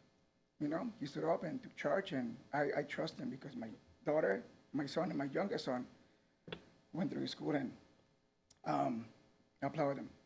And we're not looking for retribution or vengeance or anything. So we're looking for answers, and we're looking for holding people accountable. And showing to my kids and everybody else's kids that we, as a community, can come together and ride the ship in the right direction. Because bickering and saying and going back and forth get us nowhere. You know? Trust me, I've seen my fair share of discrimination, as most people in this room have. You know? Racism is fake. Racism is alive and well in the country, and sadly enough, also in our town. So what I want to do, I want to pledge, and I want to my answers, obviously, and I want some sort of a program that looks into these kids and what they do and why they do in it, and also where they get ideas from as well. Because once again, children are a part of their environment. As an adults, we got to be responsible for them. Thank you.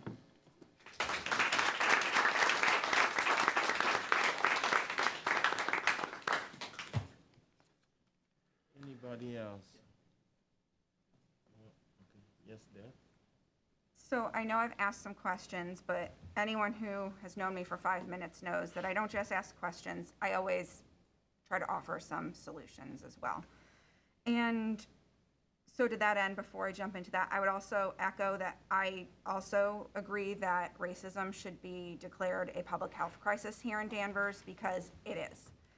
To that end, I know that the Danvers Public Schools has done some work with the ADL. The ADL does some really great work. It's not enough. I think that there needs to, be some looking at some different partnerships that digs in a little bit deeper than what the ADL does. It doesn't need to be an either or, it can be a both and type of situation. I would encourage looking into something like the Disruptive Equity Education Project, which is really great. I've done some work with them, with Dr. Darnisa Monte Jackson. It really digs into looking at long-term work around really shifting culture in organizations, from schools to nonprofits, everything, but they do work with public school districts around diversity, belonging, inclusion, and equity. And I think that's something that the Danvers Public Schools and maybe even the town side might want to look into. It's really, really, really worth it. The second thing that I think is worth thinking about, and this centers around, actually, I'll go back to something that you said a little while ago, Eric, is, yeah, you don't want to focus on just the punishment. And I want to be clear, that's not what I was talking about when I was asking what steps would be taken, because that's not the lens that I look at anything through, because I always look at things through a restorative practices lens.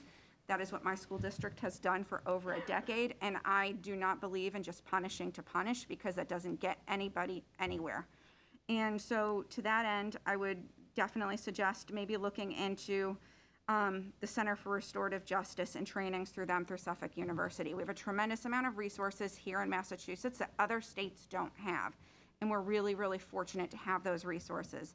And the Center for Restorative Justice does great ongoing long-term trainings for school districts, because restorative practices are where it's at, because it helps not just students, but staff understand when something goes sideways, what was the harm that was caused? Why did you cause the harm? How can you repair the harm? And that doesn't mean that there's no consequences. That's taking accountability for what you've done and what is an appropriate consequence for what you did. And it helps to set students up for success in their life as adults. And restorative practices can also be used with adults. And I can't remember because so many people have talked, myself being one of them, but someone mentioned affinity groups, and I would wholeheartedly suggest that for both staff and students. They're wonderful things, and there should be affinity groups, so there you go. And I won't say anything else tonight. Thank you. Any other questions or comments? Dee, can I offer just one quick item? Sure. So thank you, everybody, for coming tonight. The only thing I'm going to add is that if you would like to get more involved with this group, please stick around towards the end of the meeting. We're going to be talking about asking for volunteers for a few different things. So if that's something you're up for, if you'd like to kind of take a little action too, please just stick around till the end, just because I know we're kind of getting to the end of this part of the discussion. And if I don't know, I never quite know how to say this. If I can just add one more thing about, I spent 18 years in the fire service before I moved out here. And I worked in a couple of different states. And one of the things that we used to do, it was like a tailgate talk. It was immediately after a fire or after an incident that we went out to. We literally sat on the end of the fire engine, and it's like, how did we do tonight? What did we do right? What did we do wrong? What could we do better next time? What were the consequences of how we responded to this incident? And so it was a way, while everything was fresh in our mind, what could we do to improve? So I know, Kristen, you asked the question earlier about how often are you revisiting the changes that you're trying to implement. And change is really difficult, and the school district's big, and I'm not making excuses for anybody. But I'm sure there's a way to do it, and I don't know how you could do it. But one of the things that came up tonight, like there was an incident last week in the middle school, swastikas. And you did a program, and I actually heard good feedback from some of my friends that have kids in the middle school about some of the programs that you did. But if we were to do that tailgate talk, it happened again. So it's talking to the teachers, and why do we think it happened again? It isn't about whatever you do or don't do to the kid, but again, it's like, how did this affect the students? Because you just had this response, it happened again, and talking to the teachers. What do you think we should be doing about this? What are you hearing from the kids? It's just going back while the incident is still fresh, while it's still hot, on everybody's mind, at the top of the attention, and seeing how are these things working that we're implementing? Because maybe some are working well, maybe some aren't. And it's about not throwing the baby out with the bathwater, but certainly if the bathwater's dirty, you got to get rid of it. So it might just be a way, I don't know, and again, I hate bringing up suggestions when I can't tell you how to implement it exactly, but something where you could really take a look at, why did this happen again? What do we think happened? Or what could we have done possibly different to ensure that it isn't going to happen another time? I don't know. So I just wanted to throw that out there. And again, if I can just piggyback real quick on what Eileen said, I am so grateful that so many of you came out, because we're a small group, the Human Rights and Inclusion Committee. We try our best. We're volunteers. We're a small number of people for a town as big as Danvers. And we look at what's going on in our town. We look at things we think we want to do. I would love it if some of you guys got involved. We can't speak for the whole town ourselves. And thank you. I know there'll be another thank you, but from the bottom of my heart, I could hear the emotions in the crowd today. And I did just want to listen. I didn't really want to talk, so I'm going to shut up in just a minute. But thank you so much for coming. I do hope you stay, and I really hope you come again, because we could really use your help with this group. It's important. Thank you. That's Thank it. you, Donna. Jorge, and then No, go Amanda.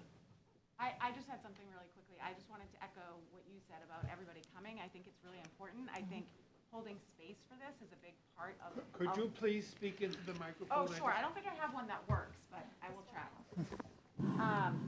I just appreciate everybody being here, and I think that holding space for these conversations is a part of the process, and just being able to get it out and being able to have people really listen and hold it. It's emotional. I feel emotional right now because I was born in Danvers, back when you could be born in Danvers. And like, I've lived here my whole life, and I know the problems of this community, but I also know how wonderful it can be.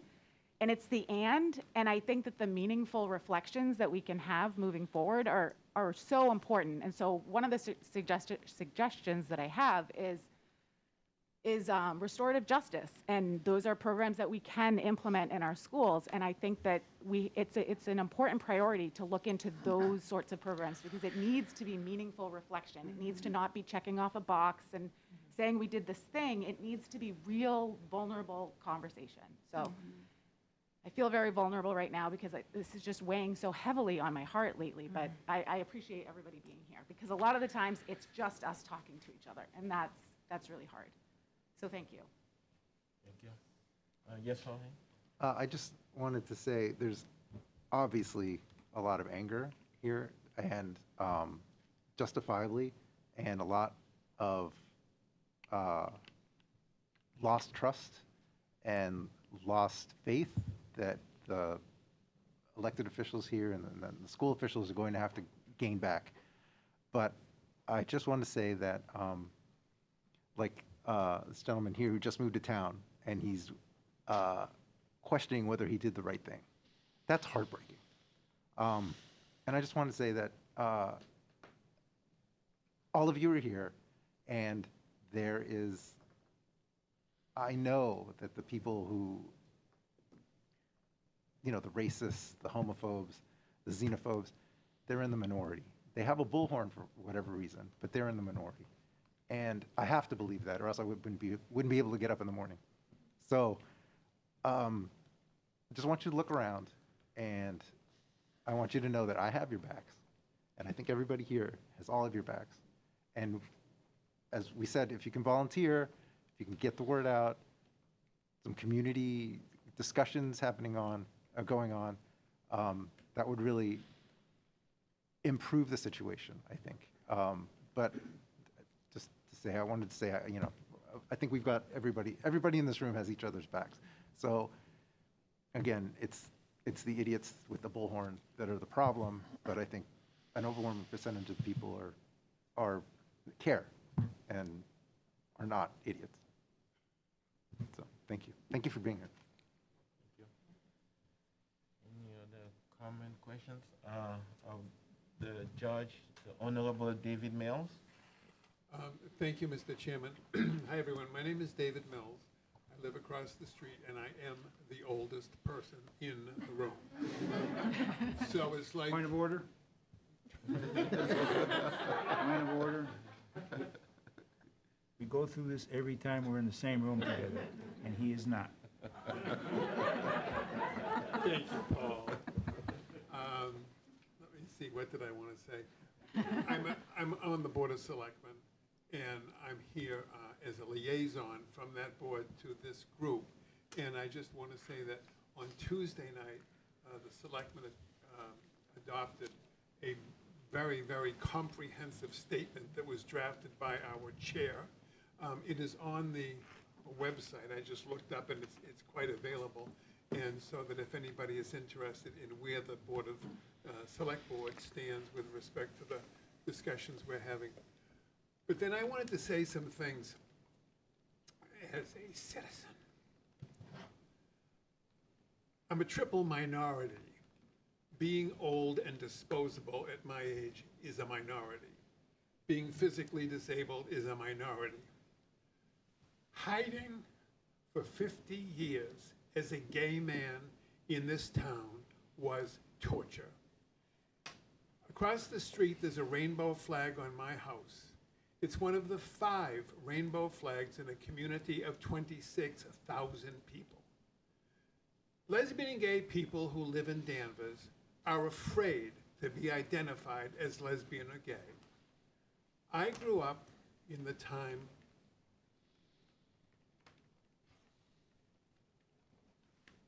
when gay people were lobotomized at the Danvers State Hospital,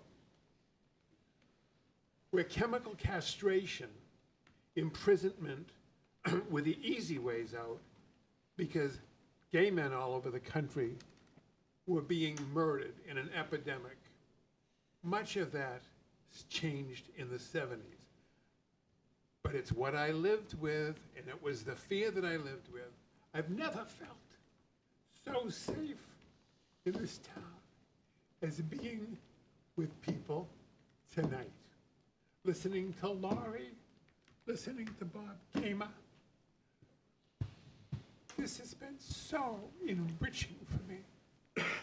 But I also want to tell you, I go to the YMCA 5 days a week because it's the one place where I can move, and for the rest of the day I can walk. And throughout the summer, when we're there, the YMCA has day programs. And I look and I'm so excited to look out the window. There's black, boys, girls, fat, skinny, Asian. The most beautiful array of children are welcomed there.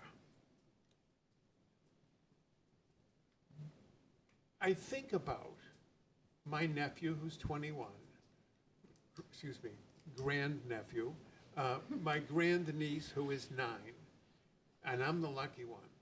You parents who have to worry about your children in a world where, what the hell is that? Grand Theft Auto.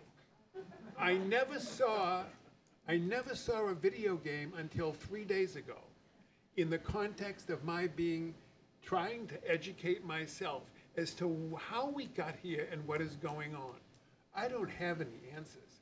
I just say, I was stunned to find out that Grand Theft Auto has been the most popular video game for 20 years in the United States of America, and my nephew has been watching it, and he's a dear, dear, dear kid. How he survives through that. Violence. I saw a section of it where there was a black man on the sidewalk being kicked by 3 people. It's filled with violence and all of this hatred and stuff. Your children get that. And I don't know how you, and then I don't know how you deal with it. There is, I hate those words because I don't really fully understand what systemic means, but I'll tell you. There are, in this town now, signs displayed in windows in Danvers Square of the white supremacy symbol. That is today, after all we've been through. And so all I can say is, parents, you do the most important and most difficult job in the world. And that's what I tell when I'm sitting down there after our program ends at 10 o'clock in the morning.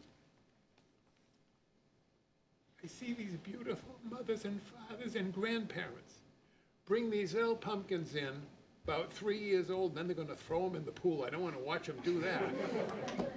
But I say to every one of them, you are doing the most important job in the world. Being a parent, and the most difficult one. But I also say that to my friend Eric, and to the chief of police, and to Lisa Dana, and all the school teachers. When I think of what I had in Danvers, we had the best of the best of the best of the best. All of my grammar school teachers went to a 3-year program at the Salem Normal School. And they were the finest human beings and the finest teachers. They didn't have this Grand Theft Auto and all of this stuff, and the stuff that's on television every day, and the hatred and the division of the 4 years that we just, all of them lived through. Don't think for a minute that the kids don't watch a lot of, I don't anymore. I couldn't. No more CNN, no more, none of it. Can't do it. Animal Planet is about where I go from now.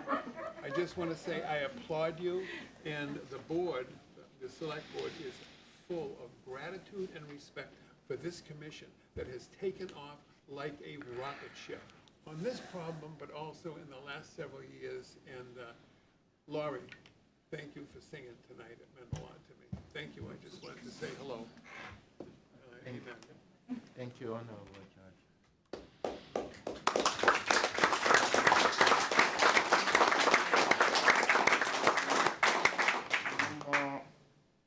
Questions or comments? We're gonna move on to the next item on the agenda. Oh, we actually had a meeting too. Can we do what? Sure, we could take A break? a 5-minute recess, for people wanna exit, that's fine. Why do we break for a recess?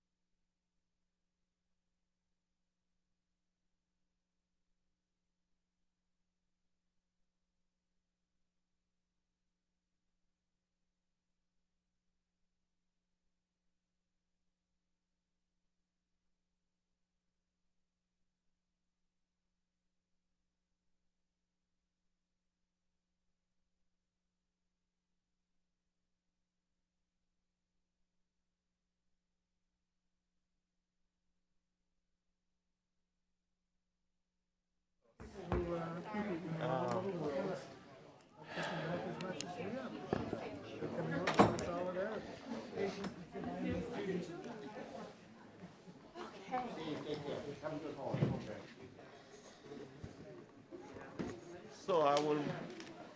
I'll move on to the 7th item of the agenda, which is the school committee updates.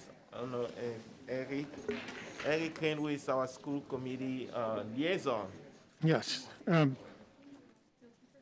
Thank you, Dee, and I recognize that many people have left, but I think the town needs to hear at least a little bit of reflection on this, and I will try and keep it brief. I know we've heard a lot tonight, so let me simply say this, that what I have heard tonight, the word that comes to mind for me is pain, in terms of listening to some extent to the, in two ways, most primarily the experience of parents in Danvers, parents who spoke tonight, the idea that someone's child could be called the N-word in our schools in any grade level is personally painful. The idea that there's a parent who's afraid to send their children to school and worried about whether that child will be safe, that is personally painful to hear. That veil of fear that one parent referred to, there is simply no place for this. And so I feel pain as someone who's devoted a long time to this, and I'm sure Lisa and Keith and Mary do too, just listening to the honest feelings of people, and it reminds me how much we have to do better. The other pain I feel is that, you know, Deb, when you spoke earlier tonight and talked about the many questions that people still have, and I'm saying to myself, well, gee, almost all of those questions, the answers, at least we thought they were out there. And I think this has been a lesson to me, and I hope to everybody on the school committee, that there are things that we could have done better.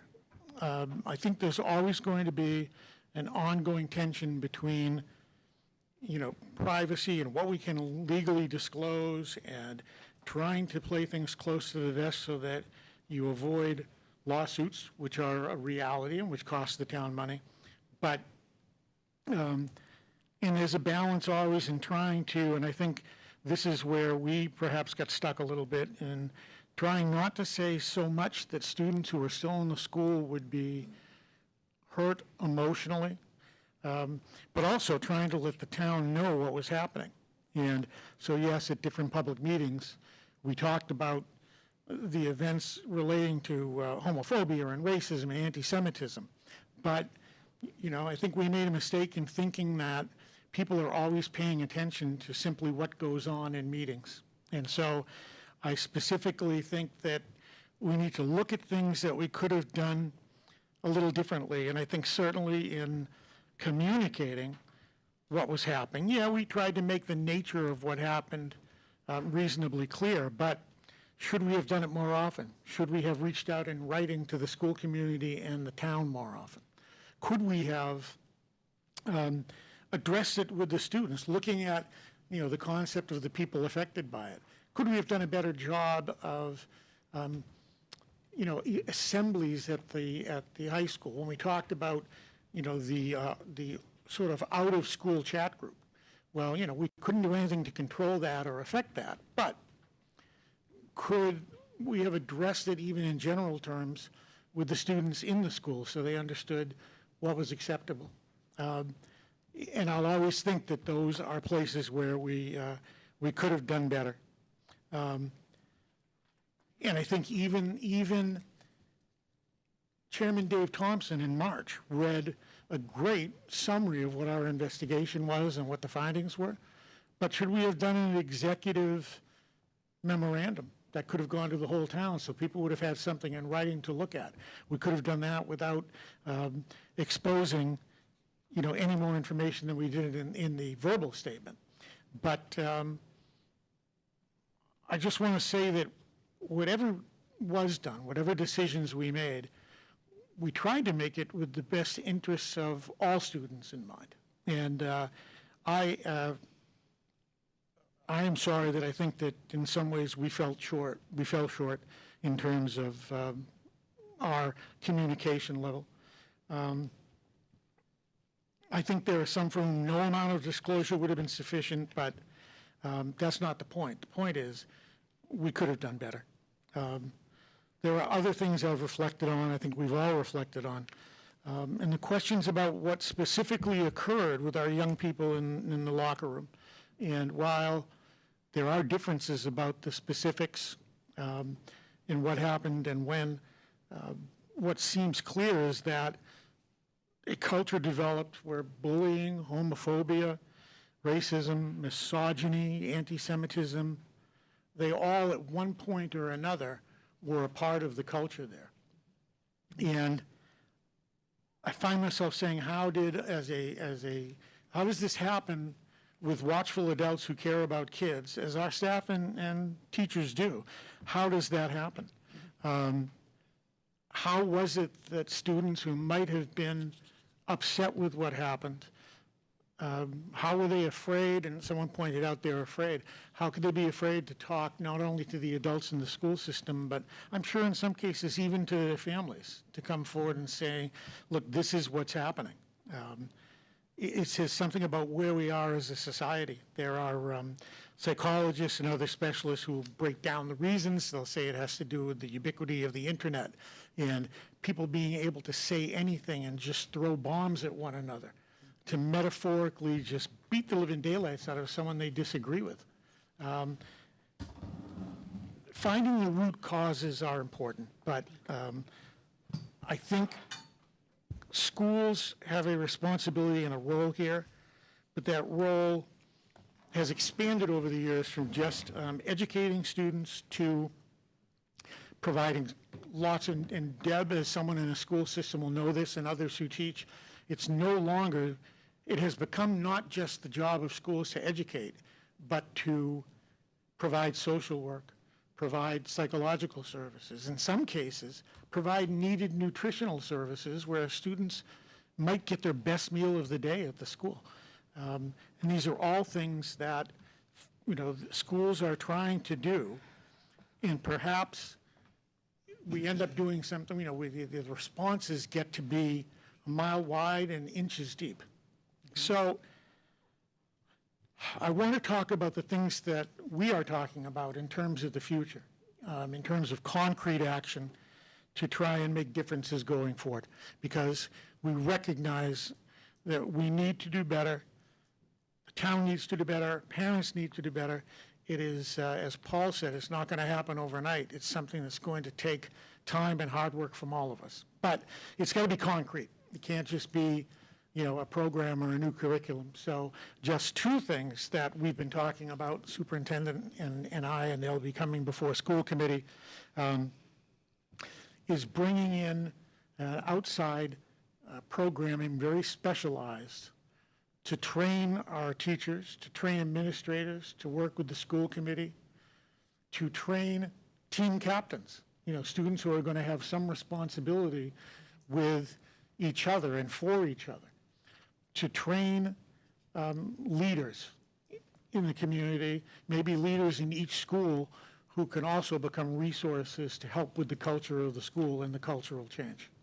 The other thing that we are going to talk about is whether, just as the town needs, and hopefully will hire, an inclusion person to work with the community generally, we may need to do that and to make the resources available to do that with the schools. Our psychologists and social workers work directly with students and provide IEP services and do all sorts of very important work. Maybe we need sort of an overarching position, and maybe that position will come with a psychological background, to work within our school system in a concrete way to make sure that we're doing everything we can to make sure that there's an ongoing education and development, to make sure that our staff have someone to go and talk to when they need ideas and help, And we think that ideas like that can be concrete ways in which we can make a difference over time. I also cannot thank people enough who have reached out with ideas, and Sally Kearns, our state rep, I think she's still here, maybe not, no?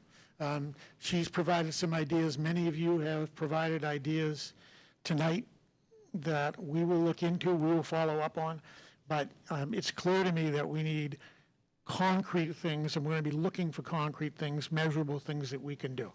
So for the ways that we could have been better, all of us have done some reflection, and I think we know we could do better. And my promise to you is that as long as we're in these positions of leadership, we will do better. Thank you. Thank you, Eric.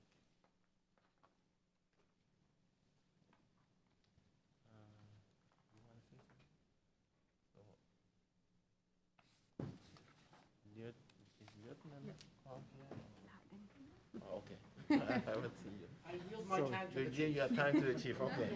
So we'll hear from the chief of police. Good evening, my name is Jamie Lovell. I'm the chief of police for Danvers. I have two topics on the agenda, my agenda tonight. The first was discuss the incident at the middle school last week and the steps that we had taken, but that had been discussed prior to this, so I'll kind of move on from that. I thought it was important to talk to the committee tonight about what we are doing as a department. Steps that we're taking, that we have taken, that we'll continue to take as we move forward. The first one is the continued partnership with the Danvers Human Rights and Inclusion Committee. Rob Sullivan has been appointed for a couple of years now, and I couldn't think of a better person to represent our department. Sully's a top-notch guy. He's a great resource. He's a confidant to me, and I couldn't be happier having him here. At the same time, too, I am more than happy at any time to attend any meeting that you'd like me to attend.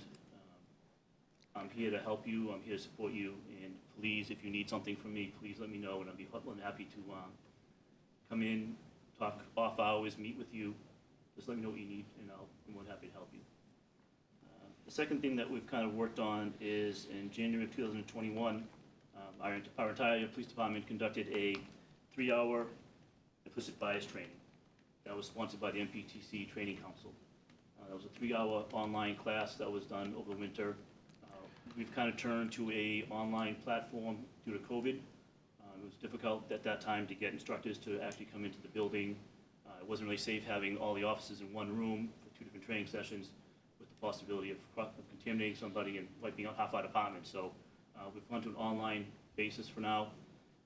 It's not perfect, but it's good. We hope to get away from that next year and get more in-person training, which I think is more valuable. It gives you more interaction versus online.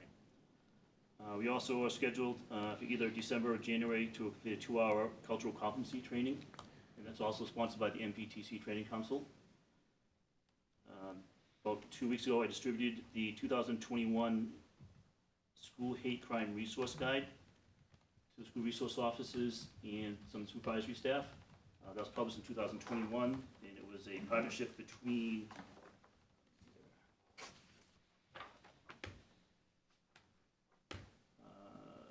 Northeastern University, in the ADL and EOPS, which is the Executive Office of Public Safety. So we'll be examining that document over the next few weeks, trying to see what we can pull from that and what we can implement to make our response stronger and what we can do to prevent things from happening.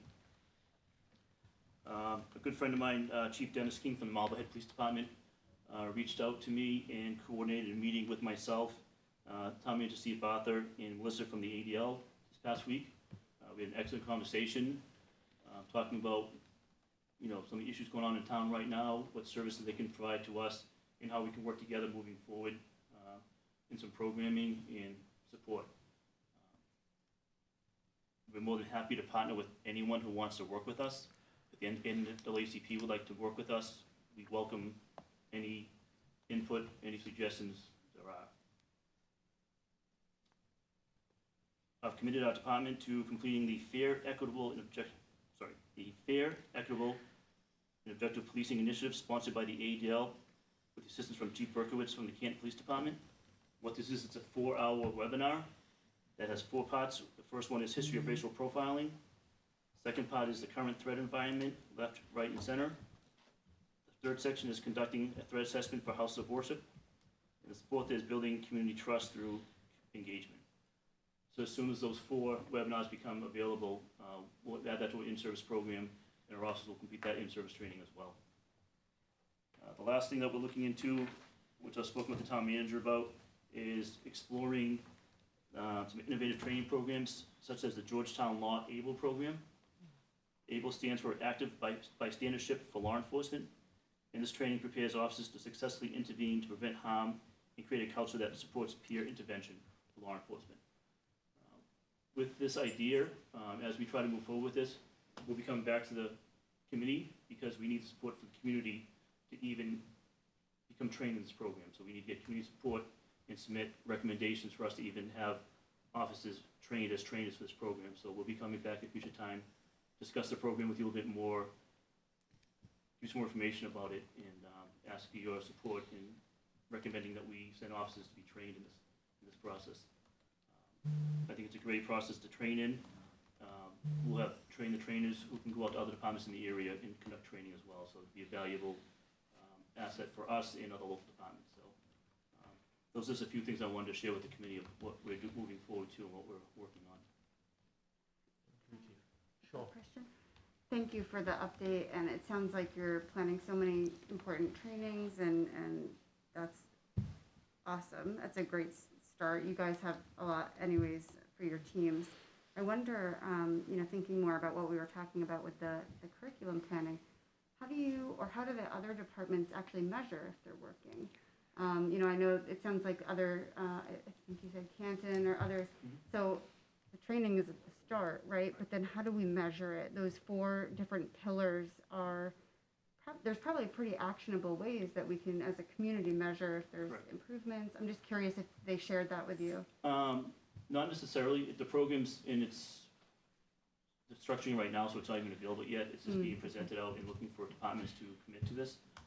One way we can show that is we are nationally accredited through CALIA. We actually have our annual review tomorrow at 1 p.m. Virtually. We're supposed to be in Florida this week, down in Jacksonville. Due to COVID, we are not there. Part of our CALIA process is we do a lot of analysis on such things as traffic enforcement, our arrest data, our use of force data, many analysis and reviews that traditionally we complete these reviews and they sit in a folder. We spend hours and hours and hours of breaking down data, talking about, when's the most likely time we'll have a pursuit based on statistics, what would the pursuit involve, all these information, and we've never done a good job of sharing that information. So one of my goals moving forward is usually in January, February, we start completing these reports and then actually publishing that information to the community so they can see our breakdown of motor vehicle stops, who we're arresting, when we're using force, when we're not using force, the ratios of, number of arrests versus how many times you use force to effect an arrest. Those are all valuable information the community can see and look at to see how we do our jobs well. So that's something that I'm working on moving forward, and I hope to have out, hopefully by March, some data out there. We're trying to get some creative ways on how to kind of put it together so it's not just an Excel sheet, but we'll get there. Awesome, thank you. Thank you, Chief. Any other question or comments for the Chief? No? Okay. Thank you very much. The Honorable David Mill already gave us an update from the Select Board. Item number 10 on the agenda was the Holocaust Remembrance Day proclamation. It was included with the agenda item. I would like, Kristen, do you want to read that? Sure. I'd like this committee to adopt this Holocaust Remembrance Day proclamation and submit it to the Select Board for consideration. So if you're able to vote on this today, they have it for consideration hopefully at their next month meeting. And we have Hanukkah coming up, so I would like us to have this done before then. So you can just read that. Sure, and just to note that this was, this idea was brought to us by a community member. And so, you know, if you guys have ideas, please bring them to our attention and we would be happy to put them in action. So the proposed Danvers Holocaust Remembrance Proclamation, whereas Monday, January 27th, 2022 is International Holocaust Remembrance Day and marks the 77th anniversary of the liberation of the Auschwitz death camp. And whereas honoring the victims and survivors begins with our renewed recognition of the value and dignity of each person, it demands from us the courage to protect the persecuted and speak out against bigotry and hatred. And whereas on this anniversary, we recommit ourselves to combating the global rise in anti-Semitism. And whereas a recent act of hate in Danvers serves as a painful reminder of our obligation to condemn and combat rising anti-Semitism in all its forms, including the denial or trivialization of the Holocaust. And whereas this anniversary is an opportunity to reflect on the progress we have made confronting this terrible chapter in human history and on our continuing efforts to end genocide. And whereas the working definition of anti-Semitism reads as follows: anti-Semitism is a certain perception of Jews which may be expressed as hatred towards Jews. Rhetorical and physical manifestations of anti-Semitism are directed towards Jewish or non-Jewish individuals and or their property, toward Jewish community institutions and religious facilities.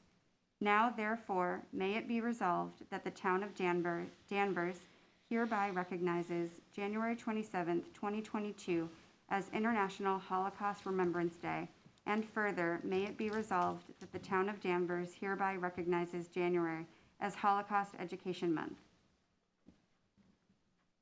Thank you very much, Kristen. Any questions, comments from members of the committee? None? Okay.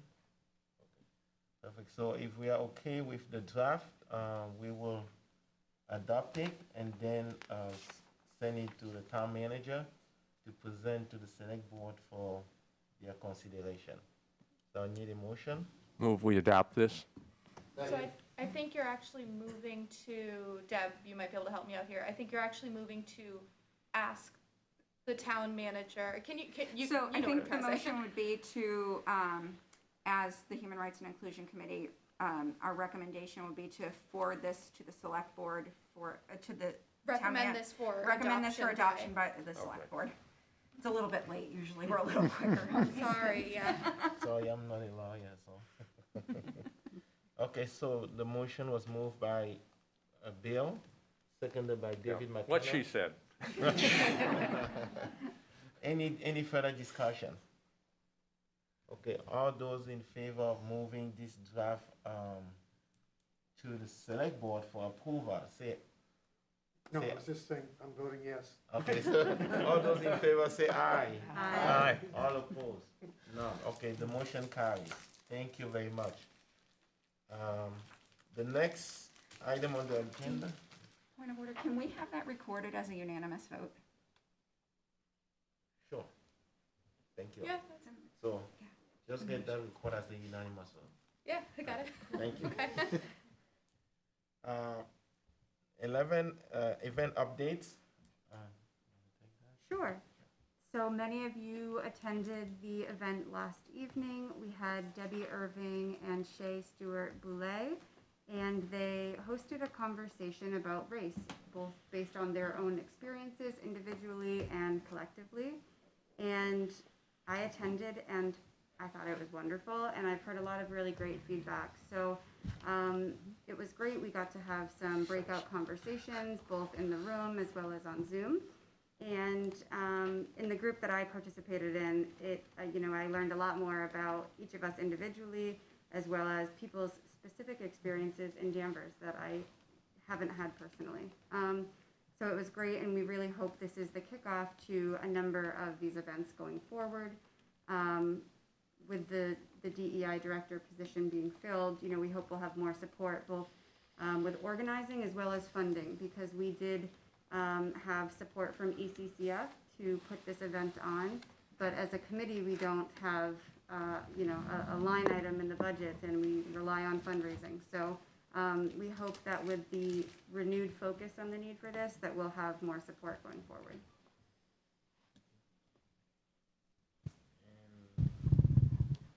Next one, the MLK. Paul? Actually, before we start, I just wanted to say thank you, Dee and Kristen, for your hard work on that. I think it was a really wonderful event, and it was a really nice start. So I appreciate your hard work on that. Thank you. We do have MLK coming up. Yeah, we met with the Superintendent Dana, Mary Wummers, Keith Prevena, and Eric Crane on November 3rd, on Thursday, and discussed the program in detail. I guess it's the same details that we discussed the month before. Not much has changed with the venue. Everything is set, basically. The school department administration has done a good job. Were you there, Amanda? I was, and I actually have an update when you're done to add on. I'm sorry about that, right. No I looked problem. at you and I said, mural. Yes. Yes. Do you want me to add on to that?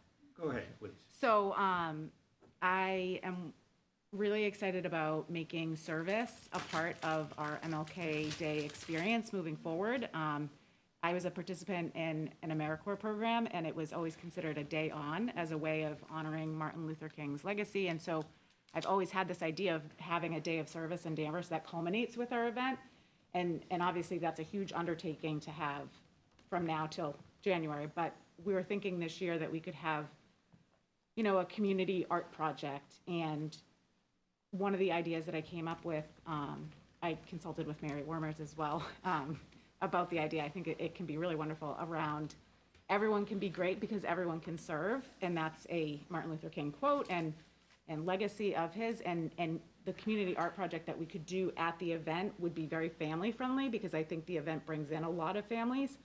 So to have something that they can do, and what I want to do is, again, make it meaningful around how can we serve others. And so in doing that and creating an art project around service to others, we can then also generate interest for the next year moving forward, having more service in the community. So I think it'll be a simple project. I can have some coloring sheets, things like that. So I want to make it as family friendly as possible, but because I have like a civil rights coloring book that I can make copies of. And, you know, this is the, you know, the school social worker, the elementary school social worker in me. I want to make this a meaningful experience for kids and families as well. So I'm handling all that, and I think it's going to be great. Thank you. And also we had, Charles Desmond was there, Bob Gamer, and the chairman. And we discussed the facilities and the use of the facilities for the event. And Dr. Dana told us that the cafeteria is going to be open up so that we can expand. We get a large crowd with COVID, et cetera. Of course, everyone up to this date, we think is going to have to probably wear a mask to attend the event, and hopefully will be this year, because we're certainly planning on it. We reviewed the usual things like the art and the music and that sort of thing. And we're still working. I don't know. I don't have a connection, but I believe we were going to ask someone to contact St. John's Prep to see if their choral group was going to come in. Yes, I think Bob Gamer. Yeah, they will come in. I received notice. Good. So we're going to have middle school, HRMS. We're going to have Danvers High School, and we're going to have St. John's Prep. And I think are we working for Brandeis to come in? Yes, yes. So the program's growing. I mean, I think when we set the program, we're going to start to have to figure out how we're going to put everything together and what groups are going to sing and stay up and not sing and get down. But again, the program is very similar to what it's been in the past. There's not going to be many changes at all. Hopefully, the With mural the exception of the awesome The art awesome project art. happening over here. So, I can only give you what I have on fundraising. I know we have a commitment from DEEP, and we are working with Kiwanis. right now as I speak. I've been in contact with Kiwanis. Rotary's been a problem. I just don't have a connection with Rotary at this point. I keep saying this every month. If anybody knows anything about Rotary, I'd like to get them in the program also. I took it upon myself to visit Brookline Bank and gave them information, so we're before them for hopefully a donation of some kind. And also I took it upon myself to stop off at Santander and visit with them. I have no idea what's going to happen, but I'm hoping we can bring more financial institutions into the program. We certainly need the help. I'd be interested if anybody else has something to offer. Bob? Yeah, the indigenous people sent their check right away. that Yeah, we group. received a check from them already, Yeah. so that's ready to Okay, go. that's great. And there's one other check received, and I actually don't know who it was from. I just heard that there was 2 checks received. Okay, David Mills also will be donating. right. He let me know that, so. Yeah, you know, the donation, the larger part of the donations come from financial institutions, businesses, et cetera. However, individual people in town can certainly take part if they want it. We've had that happen in the past. And then at the, another part of the discussion was, I believe, and I think I'm right, Mary, we talked about this prior to the school committee meeting, and so they did explain to us that they were going to meet with the school committee and discuss this. I was at the school committee meeting that night.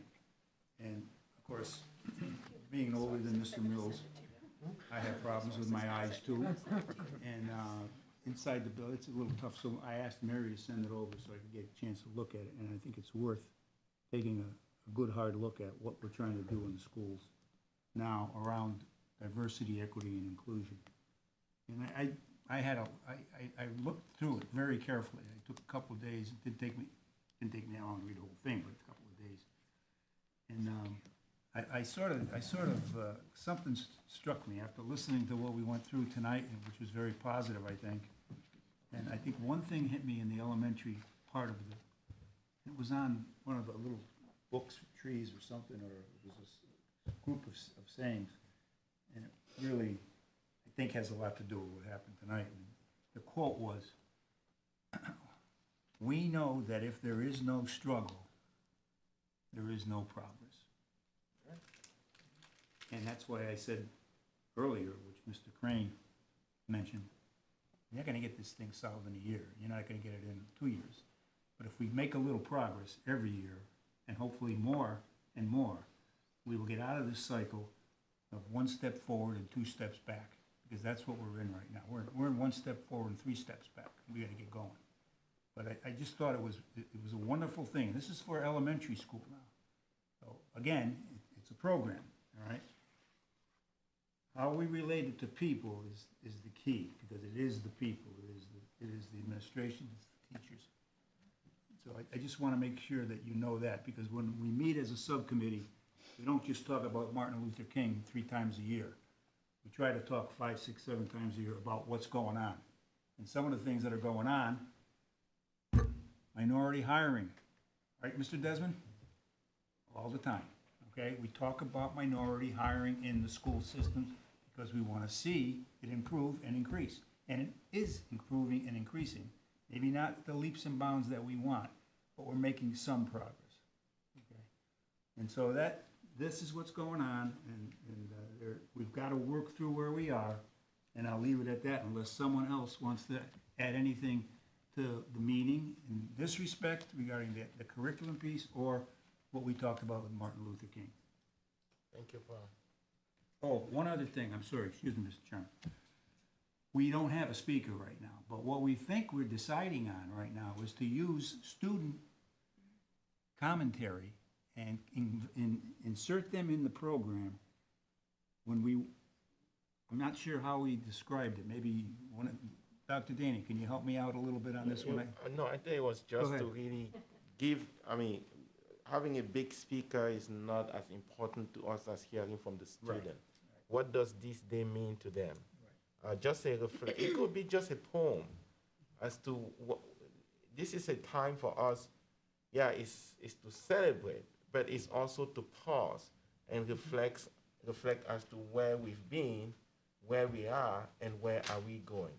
And we thought that hearing firsthand from our students will be really crucial and important to really see it from their eyes, from their perspective, instead of having these adults always come and lecture them and tell them what to do or how to do it. If we unleash our kids, the level of creativity and things that they can do will be amazing. We just want to be able to give them the opportunity and the space to do that. And that was what we had discussed.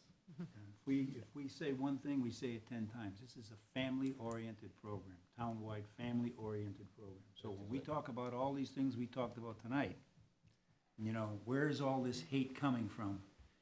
That's another way to stop it. You have an art program, you have a music program, you have children speaking, and guess what? Parents are going to come to that. So this thing is going from, what, 100 people maybe at one point to about 300 or 400 right now. That's right. And also something that we discussed going forward, which is probably not going to happen this year with COVID, is we don't even want it to just be a day. You know, it could be a whole week where we really do some community service, some community engagement, you know, food festival where we have food from different food. Always, I mean, when you talk about food, count me in. You know, I'll show up. You know, we can have different type of elbow food. you out of a food line easily. So we want to really grow this into just not that one day per se, but we're welcoming ideas. So if you think of something that you think we could do or help, please bring that forward. The event is going to be on January 17, and we usually start at 4 o'clock, 4 to 6 at the high school, in the high school atrium. We have a lot of great artwork from our students. Again, a way for them to reflect and express themselves. There's power in what these kids can do, and it's contagious. Love is contagious. Their peers will see that and hopefully come along. Now, the other thing too is, I'm glad Dr. D has advanced a little bit on the program. With the artwork and the music, it's about a 45-minute social reception time where we have hors d'oeuvres, etc. The parents get a chance to see the artwork on display, and so it's it's really like going, you know, for Parents' Day at your elementary school or your middle school. It's a really relaxed situation, and we think it works out real well. So the first hour is pretty much social, and the last hour, 45 minutes, is the program. Thank you. Thank you. The next one is going to be, we're having our, I believe this is the 9 or 10 year, we're having a menorah lighting ceremony right here in town. Yeah, I'm not sure which year exactly, but we've been doing it a long time, through Shabbat North Shore. And we have Rabbi Sruli, what is his last name? Sruli Barron, coming. And so on Hanukkah starts on November 28th. But on December 1st, Rabbi Sruli will be here to do kind of a family event. We'll be lighting the menorah, but we'll also have crafts. We're going to have some songs. We're going to have kind of just a little gathering that we didn't get to do last year. So that will be on December 1st. But for those who don't know, we have a big menorah that goes up out by the pavilion on the library lawn. It's beautiful. And it's electric, so it plugs in, and all you have to do is hit a button on the back each night, and another little bulb lights up. It's really fun.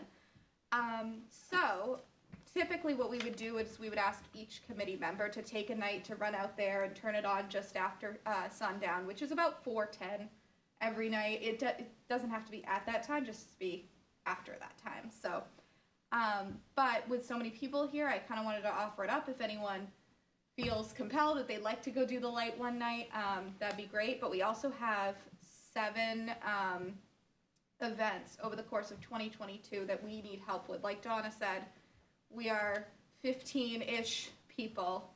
We can't do it without community support. So If you're interested in participating in one of those, please feel free to email me. My email is right on our page on the Danvers website. You can send me an email, let me know what you're interested in, and I'll just shoot you an email when we're ready to start planning that event. So we would need a volunteer for Sunday the 28th, Monday the 29th, Tuesday the 30th, December the 2nd, which is a Thursday, Friday the 3rd, Saturday the 4th, Sunday the 5th. If anyone would like to take a day, and then I'll also offer it up to the committee as well. And then I'm happy to fill in any days that don't get picked up too. So. I think the best way to do it will be if you can, if community members want to volunteer, they can email you or they can say now. Committee members, you can. So in that case, that's fine with me. I need to really know by tomorrow though, because I have to get the list off to Pastor Douglas. Okay. Of who he should expect every night, because we want to make sure we have it ready to go for next week. So if you could just shoot me an email, that'd be great to let me know what you'd like to volunteer for. I don't put my hand up unless they volunteer. Yeah, okay. So whatever, run some dates by me through email and I'll choose one, okay? Got it, sounds good. And then, that's it, okay? Got it. But the community gathering will be on, Rabbi Yes. Barron will be here on the 1st. That's correct, and I think it's at 6 o'clock. If you give me a minute, I can check on that. December 6th, what was it? December, what was the? December December 1st. Hang on, I'm just looking for the flyer. Here we go. 6 p.m. Nope, 5:30. Okay, I was gonna have people show up late. Wednesday, December 1st at 5:30 on the lawn of the library. We'll have music, kids crafts, pre-wrapped treats, glow-in-the-dark dreidels, and much more. So, everybody is welcome. And one more event, our interfaith liaison, Pastor Douglas Voy is not here today, but he asked me to convey that the interfaith partnership is holding a vigil of inclusion this Saturday at 4:30 at the Library Pavilion. All are welcome. This is really a place for us to be vulnerable, to just be together and reflect.